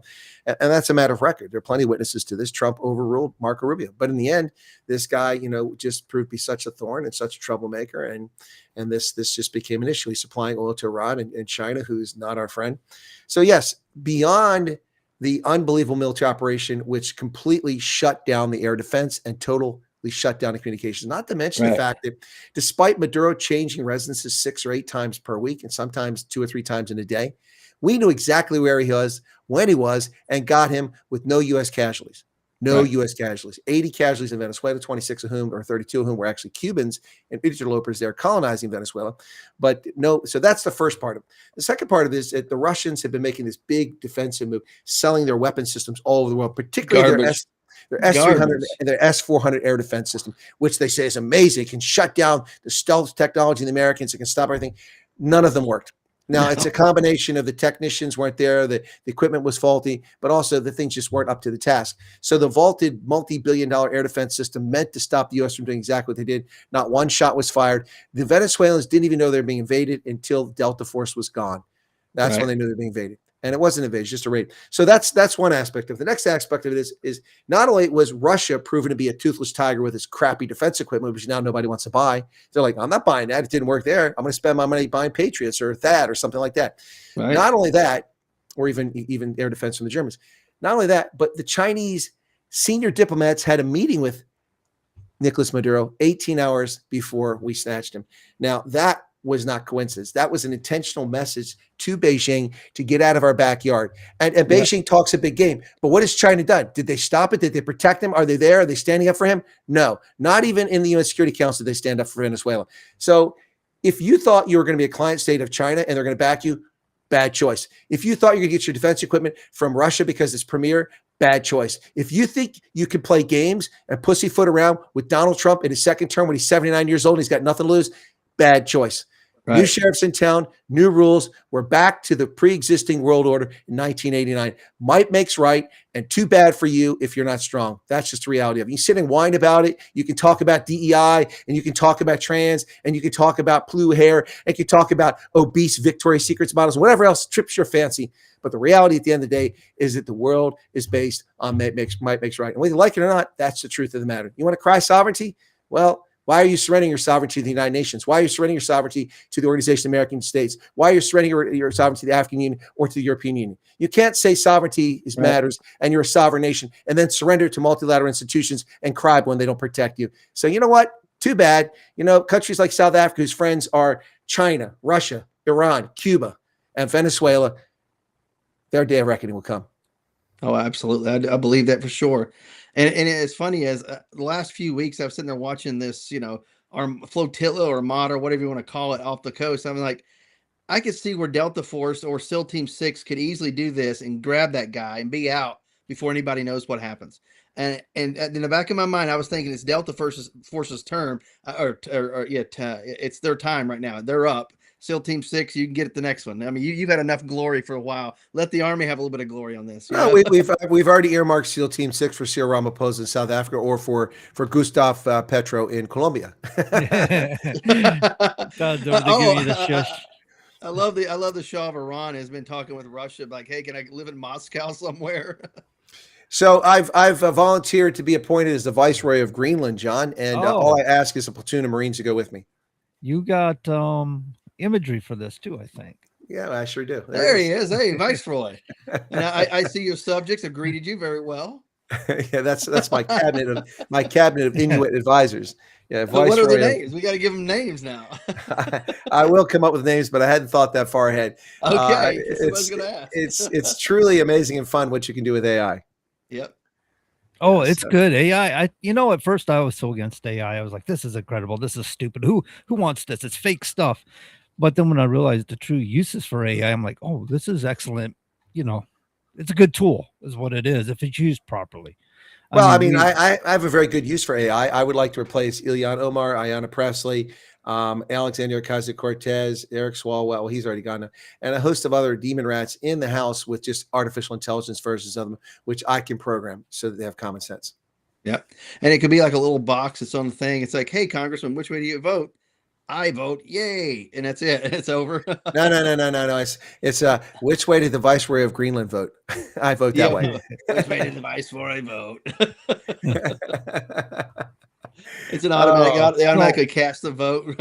So was there any truth that Trump we did hear Trump kind of nodded towards Mexico a little bit, right? But I don't know if he would really. We were questioning if he was going to go into Venezuela a few months ago, and there he is. But yeah, he kind of hinted towards Mexico a little bit. I think he told Mexico that he would go in and sweep up the cartels, but not invade Mexico proper, if you will. Well, he wouldn't go after Sheinbaum because she is the legitimate leader of Mexico, but yeah, that's what we're talking about is drug cartels and stuff about cleaning up and that's what Maduro was. He was the head of a drug cartel that was masquerading as a president who stole an election anyway. Yeah, the revolution. What was it? The revolutionary something of Colombia. And they used to actually be with Colombia. Then they were with Brazil, and then recently with Venezuela. So they were he was working with them as drug cartels, and then there were other drug cartels working among that. Right. Plus money laundering in their banks and other things going on, I'm sure, behind the scenes. And also the human rights atrocities that go on there daily. Well, they couldn't sell their oil, which they had an abundance of but nothing but a discounted price to some of the worst nations in the globe. So I guess they were trying to make it up somewhere. But you know what? You can't be people don't understand Venezuela selling. It was cocaine we're talking about, right? I don't think it was fentanyl or anything. Fentanyl's coming out of Mexico. But just the same, cocaine has a big impact in the United States. People don't realize how economically crushing that is for us. How much it costs us in the billions and billions of dollars. Them running their illegal criminal organizations in our country is really hurting us detrimentally. Right. And all the byproducts, all the other drugs you can make out of cocaine as well, crack and so on and so forth. I mean, so many things that they can make out of that. Just, it's not a high you definitely you want. Like cocaine give you a little bump and you get some energy for a while, whatever. crack, man. You So see in what's your stars. preferred use of cocaine there, Todd? Tell us. You want to No, I'm freebase just it? saying, You gonna like, snort it? What you doing with it? I've seen people who've done cocaine and they just have a lot of energy. And I've seen people who Oh, do yeah. crack. They don't have homes and they don't have clothes on. They're outside. Yeah, crack is a right quick now. short high, and Okay. yeah. Yeah. Crack is I'm going to go outside for the next couple of years till I die. Yeah, I'm not making fun. we I'm all not seen making the fun of Dave people. Chappelle show. I'm not making fun though. I mean, it's sad. I was just curious about Todd's extreme knowledge of the drug culture. Yeah. I'm just saying. Can I see a license registration, please? It's on the back of the car, isn't it, man? No, I think he isn't wrong though. His assessment of things. I mean, I've known people growing up he and is. I'm stuff, and just teasing. yeah. No, yeah. the good news for Todd and I is that this is something we just didn't see for the most part. We're in the military, and you get caught doing that stuff, you're out. We have frequent drug testing, which is good. We can't have people operating heavy equipment, artillery, and tanks that are high or drunk. It's not a good idea. No. Yeah, no. So in that's addition, what people do in Congress. We don't. They don't want the competition. I They want it. don't think they're handling tanks, but they are handling motor vehicles, which are dangerous. I'm being smart, a guy about the drugs. No, never mind. So we have two, John. We have now acquired 2 oil tankers today. One in the Caribbean and one trying to skirt away from us through the North Atlantic, seized off the shore of Iceland by the U.S. Coast Guard. Yeah, and it happens to be. I don't know. They're kind of confused because it changes names and changes flags. No. See, this is illegal. What they did is they tried to, while at sea, re-register the ship. You can't and claim it's a Russian. Can't do that. No, they tried to do that. So you can't just pay. It's like pirates, back in the 17th century. You can't just run another flag up and say you're a Dutch ship or you're a French ship. Nicolas Cage movie, The God of War, where he goes to the back of and changes the name of the boat and changes the flag and everything. Yeah. Nope, you can't do that. Yeah. Well, if you're pirating, I mean, you can look like you're right, of course. Right. Then you lower the flag last minute and raise your Jolly Roger. And I got you. Well, the point of the story there is that just because they painted a Russian flag of the ship doesn't mean it's a Russian. And it doesn't matter. The provenance of the ship, the origin was that it was a ship sanctioned by the United States. Just because you change the flag name doesn't change the fact that it was involved in illicit operation. There's an indictment against it. So we now seized 2 oil ships. That was the one that evaded us. How the heck do you escape from the U.S. Navy with all those ships down there and the Coast Guard in the Caribbean with all those islands in between? You think there's no way they got through, but they got all the way over to Europe or Russia or somewhere, and they were coming back. So we got those 2, and then of course, John, are you going to talk about the ICE raid in Minneapolis? Yeah, we can transition to that if you want to. I've got my own opinions about it, but what do you think, Chris? Why don't you let Todd go? I mean, I want to see what Todd's got to say.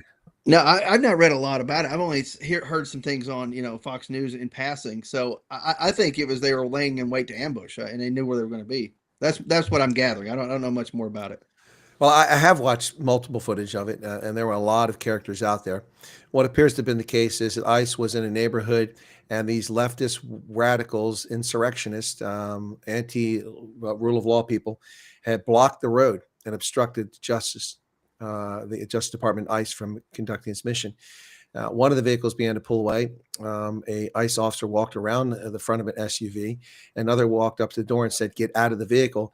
The operator of the vehicle grabbed the ICE officer's hand and pushed him away from the vehicle and tried to pull away. And in doing that, they backed up, then they pulled forward.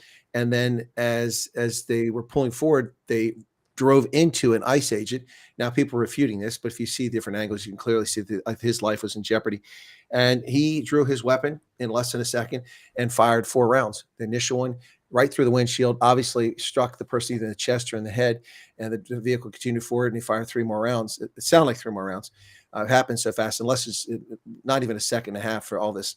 And then the vehicle rolled down the street and smashed into 2 cars. The woman who was, I guess, an American citizen, a resident of Minneapolis, was dead at the hospital. She was probably died before that. Some odd photographs, though, with these lunatic professional agitators out there running around screaming, "Murderer, murderer." Now, look, it's a tactical decision by the agents on the ground, so I will not fault them. But there were dozens of ICE agents out there in multiple vehicles. They didn't really form a cordon or a security perimeter. They allowed these idiots to run through. This one woman screaming ran down all the way up to the vehicle within inches, contaminating crime scenes, yelling murder, what the F are you doing, what the F are you doing. In my view, there should have been some better command and control, and these people should have been zip tied and muzzled and locked up and arrested for inciting riot and for interfering, obstructing with law enforcement. They should be in federal prison after conviction for obstructing law enforcement. That's my take on it. And we're hearing first the governor of Minnesota makes a threatening statement saying we need to get out there and protest this, instead of using a rational voice saying, listen, let's not get this situation overheated. We'll have to see if this was justified or if it was inappropriate.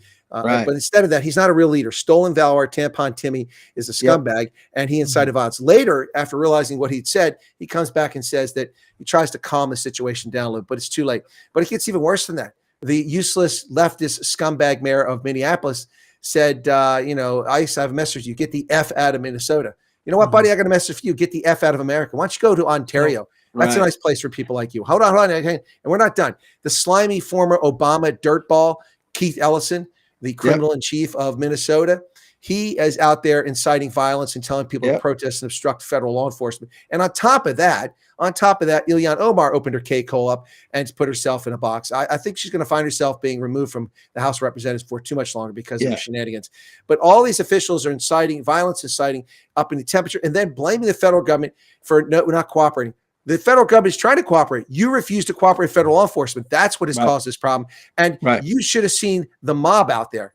These are insurrectionists. We have an insurrection which started in Minneapolis with George Floyd and has come full circle back to Minneapolis. These people are not Americans. They don't respect the Constitution. They don't respect law enforcement. They hate America. Just deport them. I don't care if they were born here or not. Deport them to Canada. It's a nice place for them to go. Right. Absolutely. But you got to think the people you just named, Tim Walz, Ilhan Omar, Ellis, and many others involved in right now a $7 billion fraud case. I mean, they're probably $9 billion. Okay, $9 billion. And their hands are right in there. And that's how Tim Walz is not running for re-election right now, because he knows he's caught. He figures this will diffuse it if he just walks away. Let me tell you something, Timmy. You're going to be in prison soon, buddy. I hope. So do I. I mean, these people are dangerous. They're the ones that started this crap in 2020. This false narrative that George Floyd was murdered by Derek Chauvin, who's been in prison for not committing a crime. The man sat for 35 minutes in an automobile, refusing to get out, being obstinate with law enforcement, obstructing traffic after trying to pass counterfeit bills. And the story they never tell you, calling this a racist story, was that there was an Asian, a Hispanic, and a white officer. The only and one they went after, it was Chauvin. And here's the deal. There was a black man in the vehicle with that clown, George Floyd. When the police came up and asked him to exit the vehicle, he politely exited the vehicle, provided his identification, answered their questions, and was released. But Floyd, who was high on fentanyl at the time, also operating a vehicle illicitly under the influence, refused to get out. They got him out, and the coroner's report says the cause of death is fentanyl poisoning, not a chokehold. Yet Derek Chauvin is in prison as a victim of what happened. And then taking the case of the officer who pulled a weapon on a known felon who was dragging a police officer to his death, and she fired live ammunition instead of a taser at the guy. Quite frankly, a taser wouldn't have done anything except hit the back windshield. She shot the guy, and she went to prison. She's out now, but her life was destroyed as a proud law enforcement officer and turned into a convicted felon and a person responsible for manslaughter because of the actions of felons. The reason these problems are happening is because we've tolerated it for 25 years. Misbehavior has not been punished. Cashless bail, this nonsense of turning rapists and murderers loose on the streets of Philadelphia to go out rape and murder in the same neighborhoods they just did it in because of this namby-pamby bull stuff. This is utter nonsense. Los Angeles, Chicago, Minneapolis, DC, Boston, these are outrageous, out of control, undemocratic, illicit, illegal city governments that should all be removed from office and imprisoned for their treason against the United States. I would be right there with you, 100% for sure. Although I think, as a form of correction, I think there was a Spanish officer with Chauvin who was also charged and prosecuted, but not to the same extent. No, all three. The Asian one was also charged, but Chauvin was the fall guy because he was white. Yeah, he was entirely racist against Chauvin. But he's the one that has hands on him too. But they all had their hands on him in the video at different points. No, and it doesn't matter. But he didn't die from that. That wasn't the cause of death. No, you're right. Right. Yeah, I didn't mean it to be argumentative. I mean, no. But I thought you had said they only charged him. So no, he was the only one. It was the fall guy for us. What I meant. Yeah, but if you didn't, he didn't have those drugs in his system. That chokehold that he was in for a brief moment would have been nothing more than okay, I'm good, and he's going to act normal. He's back to acting normal. It was the drugs that killed this guy, not the chokehold. The thing I'm of it sorry. is, too, when you say that, you got to realize people on drugs aren't in the right frame of mind. No, I'm saying, but if he And what wasn't people gotta on drugs, realize in these matters is you have a responsibility in society, and if you're gonna do drugs and you're not in right? the right frame of mind and you're out of control, you're responsible for that. It doesn't matter you weren't in your right frame of mind or not. It doesn't matter that you were inebriated on drugs or alcohol or anything else. Right. I You're agree still with you. responsible for your actions. You should be 100%. And I think you shouldn't get off on say where you get manslaughter whenever it should be murder just because you were high or on drugs or drinking and driving. I'm sorry, that's a murder in my book. Yeah, it is. You're Yep. still responsible for that. I agree. It's like that woman telling me, you know, well, you get drunk sometimes and accidents happen, you might get pregnant, you need an abortion. Well, let's use that logic on drinking and driving for a second. Yeah. You can't do that, can we? Accidents happen, two people die. Oh, but then where are you? You know? Yeah, right. I guess that the abortion only one person dies, right? And the DUI, two people die. I don't know. Yeah, I people don't. are sad. Well, People are multitude sad. could be a DUI. It could be 10 people. You never know. Yeah. Oh, I know. Absolutely. But yeah, no, I mean, just that kind of logic, you know, that I can't be held responsible for my actions logic. It's like, yes, you can, because you are responsible for your actions. Whether you want to deny Right. it or not, it's irrelevant. Right.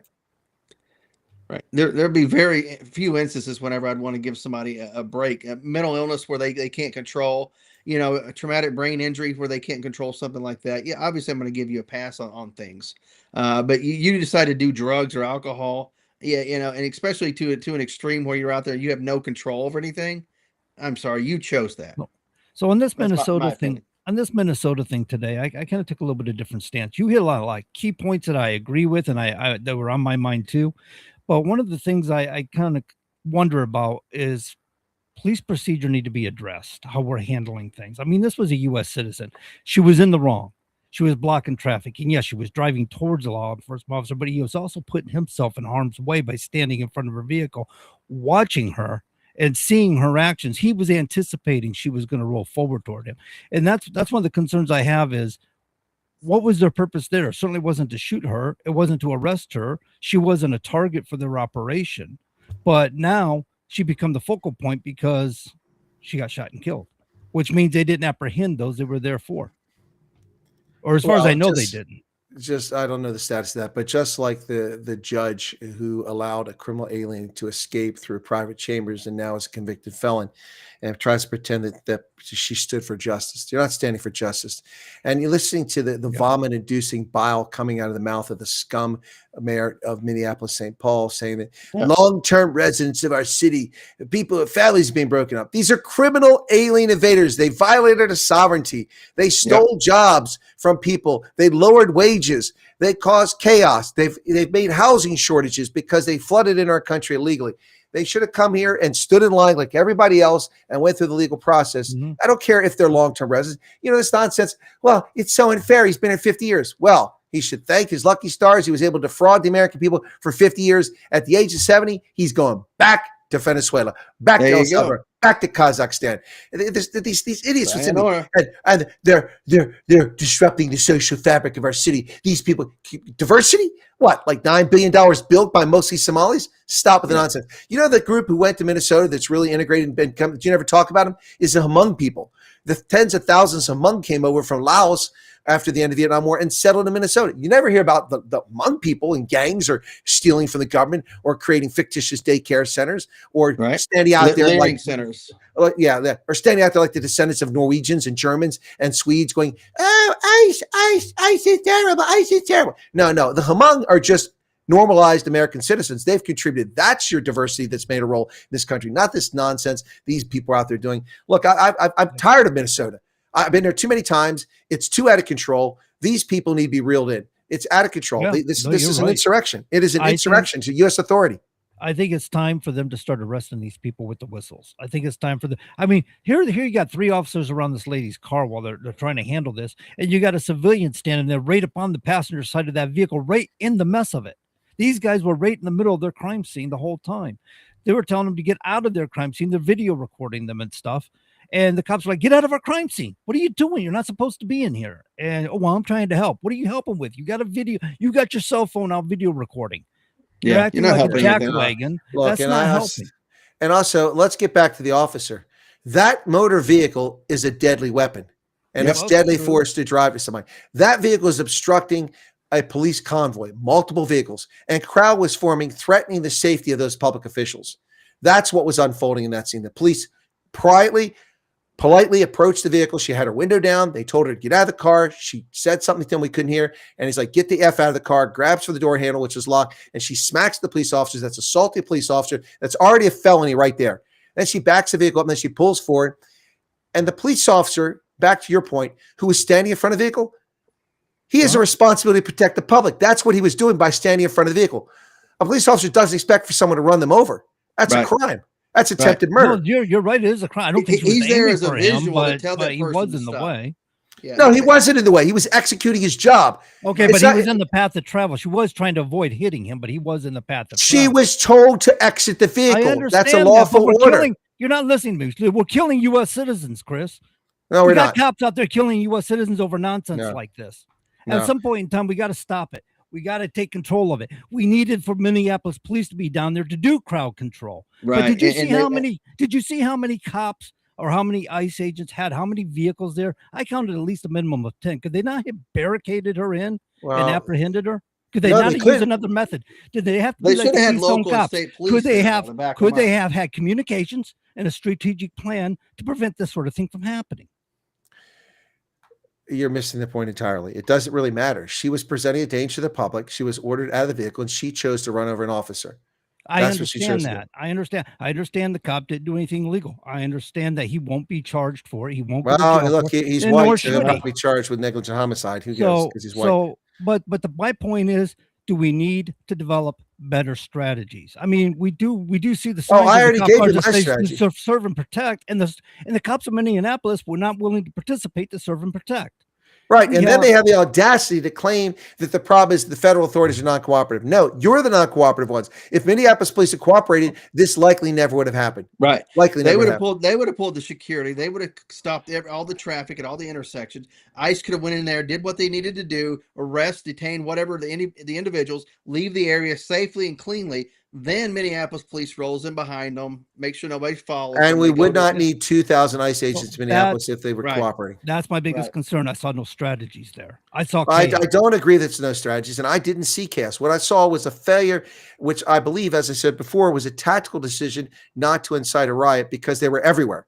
They were on all sides. They were driving through the neighborhood. These people sabotaged them. You can't plant every single street in the entire city. These people sabotaged them by blocking the road.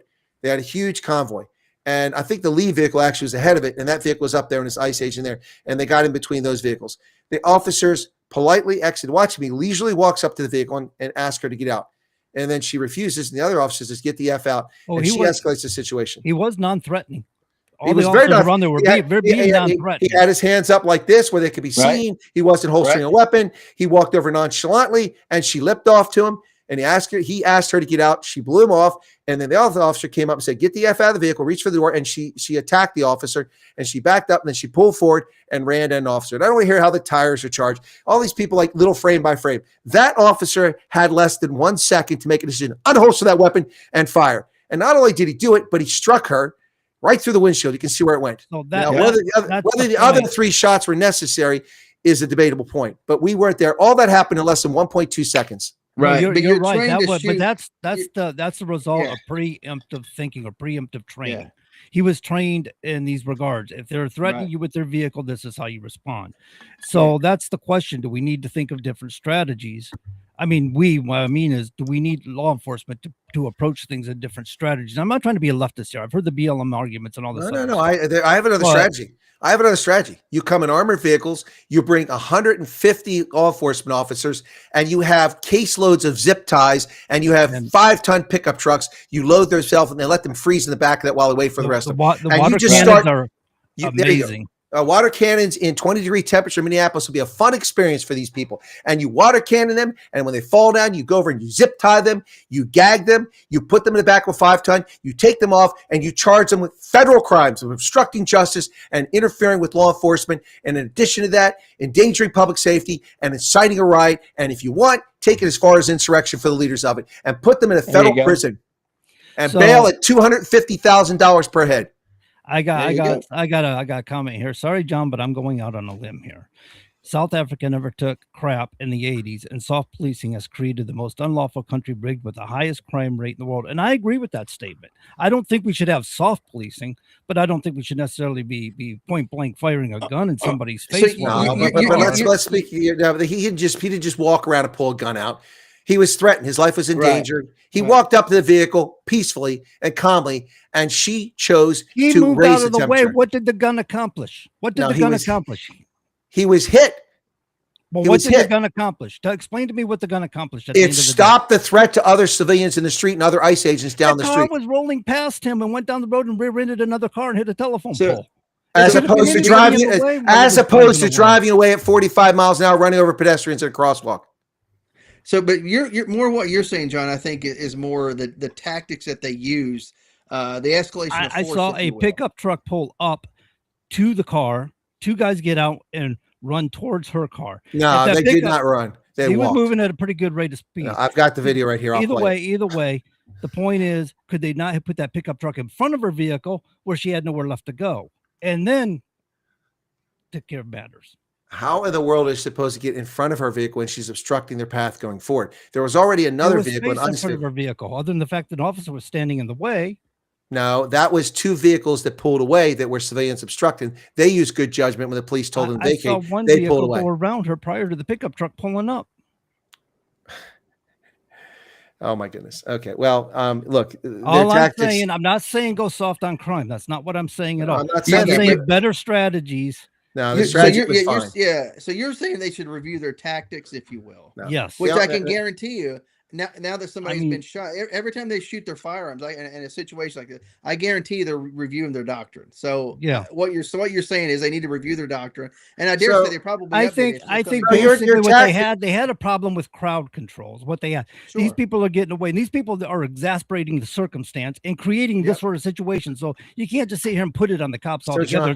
It's the cops, because it's not. Because when you have a crowd like that, they're escalating emotional levels. And so what would you have done, John? What would you have done as an ICE agent in that situation? Well, that's what I'm getting at. Truth of the matter is, when they rolled up on it, they had to make a split decision, and they decided to stop the pickup truck prior.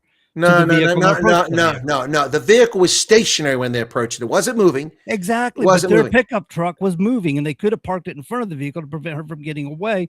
Then if they wanted to arrest her, the point was they were trying to get out of the vehicle, right? They were going to arrest her. They told her to move. She was obstinate and refused. They got out of their vehicle. They came forward and they approached her peacefully. She chose to raise the temperature. So I'm saying, what tactics? But the only thing they could have done. I don't know what you've seen compared to what I've seen. I've seen the video of the woman screaming, "Murderer! What are you doing, man?" That's the video I saw, but I saw there's her. two of them. I couldn't hear any officers giving any commands, lawful commands, because she was too busy cursing and swearing over the officers. You couldn't hear anything. So okay, so the mic, I'm watching this. The first 3 seconds, there is her SUV, which is a Honda. There's a government vehicle in front of her that managed to get around on the right-hand side, it appears, and that's where the one officer comes from that does the shooting. So the vehicle is there. The vehicle is there. She's in it, and there's civilians behind the vehicle. There's a law enforcement officer telling these people to move. And this woman's filming. She's in his face, and he's standing behind that vehicle. There's a silver SUV. Let me see if that's a 4Runner. No, I don't know what that is. A Buick, something like that. It's pulling ahead. It's leaving because she left space for them to pull away. They were part of this convoy obstructionist. That vehicle's leaving. It's hard to tell because some of them. It's not hard to tell. I didn't have lights flashing. But I seen. I can see it. The two vehicles at the traffic light down the road where her vehicle come to arrest. Just past that, there were two vehicles that blocked the road. The vehicle approaches her. She's still blocking the road. Yes, the law enforcement could have gotten around it, but what if they go past and she rams the next vehicle and kills somebody? I'm not saying go past. I'm saying obstruct her path of travel if you're going to apprehend her. They asked her to get out of the vehicle. That means they were going to move that vehicle or they were going to arrest her. They were de-escalating. They asked her to move initially. She refused. So the vehicle stops approximately 15 feet from her. And it's a Titan. It's a gray Titan. Both officers, you can see the lights inside the vehicle flashing. And there's another vehicle, which is a civilian, which is in the street, which couldn't get through. She was obstructing all traffic. There's a civilian here, not a law enforcement. This is a POV. It looks like a Nissan. You must got more And, video than I got. I must have. And I see a law enforcement officer dressed in green ice with body armor on, a sidearm, peacefully get out of the right-hand side passenger of the vehicle. Now, this is 7 seconds in. They pulled up at 4 seconds. 3 seconds later, he exits the vehicle. His partner exits the other side. Meanwhile, the person who did the shooting is behind the vehicle that she has. Now, hang on. So they all right, there it is. Get out of the car. Get out of the car. They tell her to get out of the car at 10 seconds in.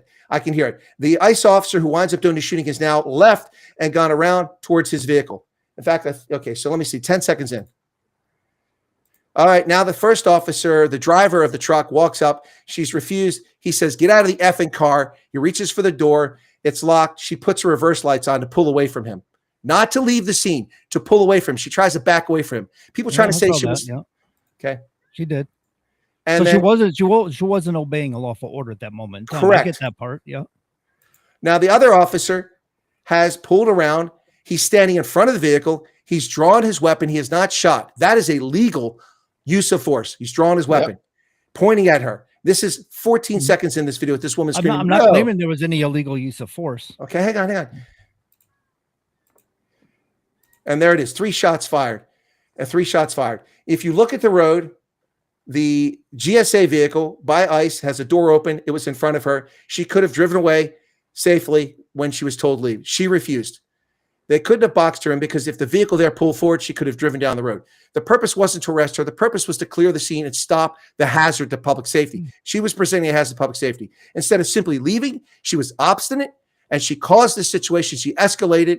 The police officer was in danger. He drew his weapon and she chose to drive at him and he fired his weapon.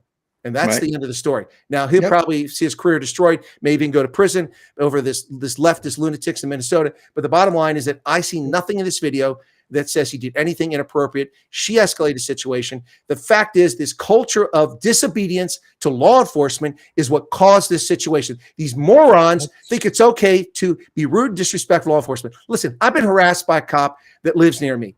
He harassed me one day, came up in his vehicle when he was off duty. And lipped off to me. And you know what I said?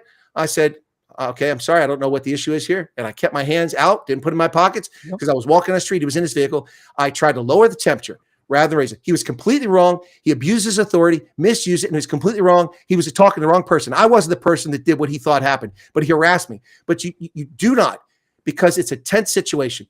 She was in the wrong in every way. She did deserve to die, but she also had no right to endanger the safety of the public and endanger the life of that law enforcement officer. And she, like Ashley Babbitt, is the architect of her own demise. Oh, I agree. If people don't agree with me, that's where I stand on this. I agree with that point. I'm just saying, right there. could it have been right handled? Could it have been handled better? And that was my question. Could have been handled better. Yeah. Well, Absolutely. In the heat of the moment, Yeah. and split-second decision making, I understand all that. But as far as police strategy goes, as far as policy goes or police procedure goes, can things be changed where these sort of circumstances they can be trained to handle them better? I don't agree that they handled it poorly. The only thing I think they handled poorly, but again, I leave it may have been a tactical decision at the time, is they didn't secure the scene. That's the problem I had. Yes. They had dozens of law enforcement officials there.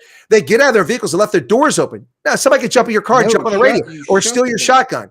Yeah. Now they weren't out of control. They were calm, and some of the agents moved out to a perimeter, but they didn't secure the thing. With all those people present, maybe that's something they need to rehearse. If you come on, it's like contact on actions on when you come in contact. Right. You don't stay in the kill zone. In the military, you get out of the kill zone. You return fire and get out of the kill zone, and you form a defensive. So what they should have done is formed a perimeter immediately, and then control the scene. But they didn't control the scene, and then we see later on, we see them, these idiots in Minnesota attacking the Minnesota State Police and the Minneapolis Police Department, throwing snowballs at them, a gang of mob out there, an insurrectionist attacking the police who had nothing to do with this because they have disdain for law enforcement. Right. I wouldn't want to be a cop in Minnesota. I wouldn't want to be a cop in Minnesota because these people have no respect for law enforcement, because they have respect for themselves. They have respect for the flag. They have respect for this country. Deport all of them to frickin' Falkland Islands. And you know what? Hey, while we're at it, Greenland, Falkland Islands, Iceland, the Faroes, let's go, Don. Get them all. Why not? Why not? We need living room. So no, I think the biggest fault in this was the fact that Minneapolis didn't step up and work with ICE to get They the want- job done. they Because if they wanted were doing this. the crowd control, that's They wanted an this. issue right there. They wanted this because now Blood this is is on the distraction hands from of the the nine mayor. 9 billion scam. That's where the tension is going to drift from. Yeah, the blood is on Tim Waltz and the mayor there, and of course, whoever's in charge of the police that telling them not to show up. Yeah, blood is on their hands. I think really that's where everything fails, is because they didn't give them the manpower they needed to do crowd control, knowing the circumstances, because these people have organized this, and this is a leftist thing. Somebody had to teach these guys to get the whistle. Somebody had to teach these guys to do these obstruction strategies. This wasn't something they just, hey, in our community, we decided to do this. This is a nationwide effort. So that means the left has organized this. And some of these people on the left know that they may have to sacrifice themselves and be shot. I mean, they know that may happen, but it's for the bigger cause. These are psychotic people here. Yeah, you got a good point too. We're not dealing with people wrapped too No, tight. not rational people. They got what they wanted. This is the moment think- they wanted. I think we got to the end of the show, guys. Well, guys, I hope you enjoyed that little drama in the last bit of the show. It's good. Got a little bit of reasoning in that, I think. So, well, that is our show for the evening, ladies and gentlemen. We hope you got something out of it. Join us again next week, same time, same place. Till then, be good. If you can't be good, well, be good at it, and we gone.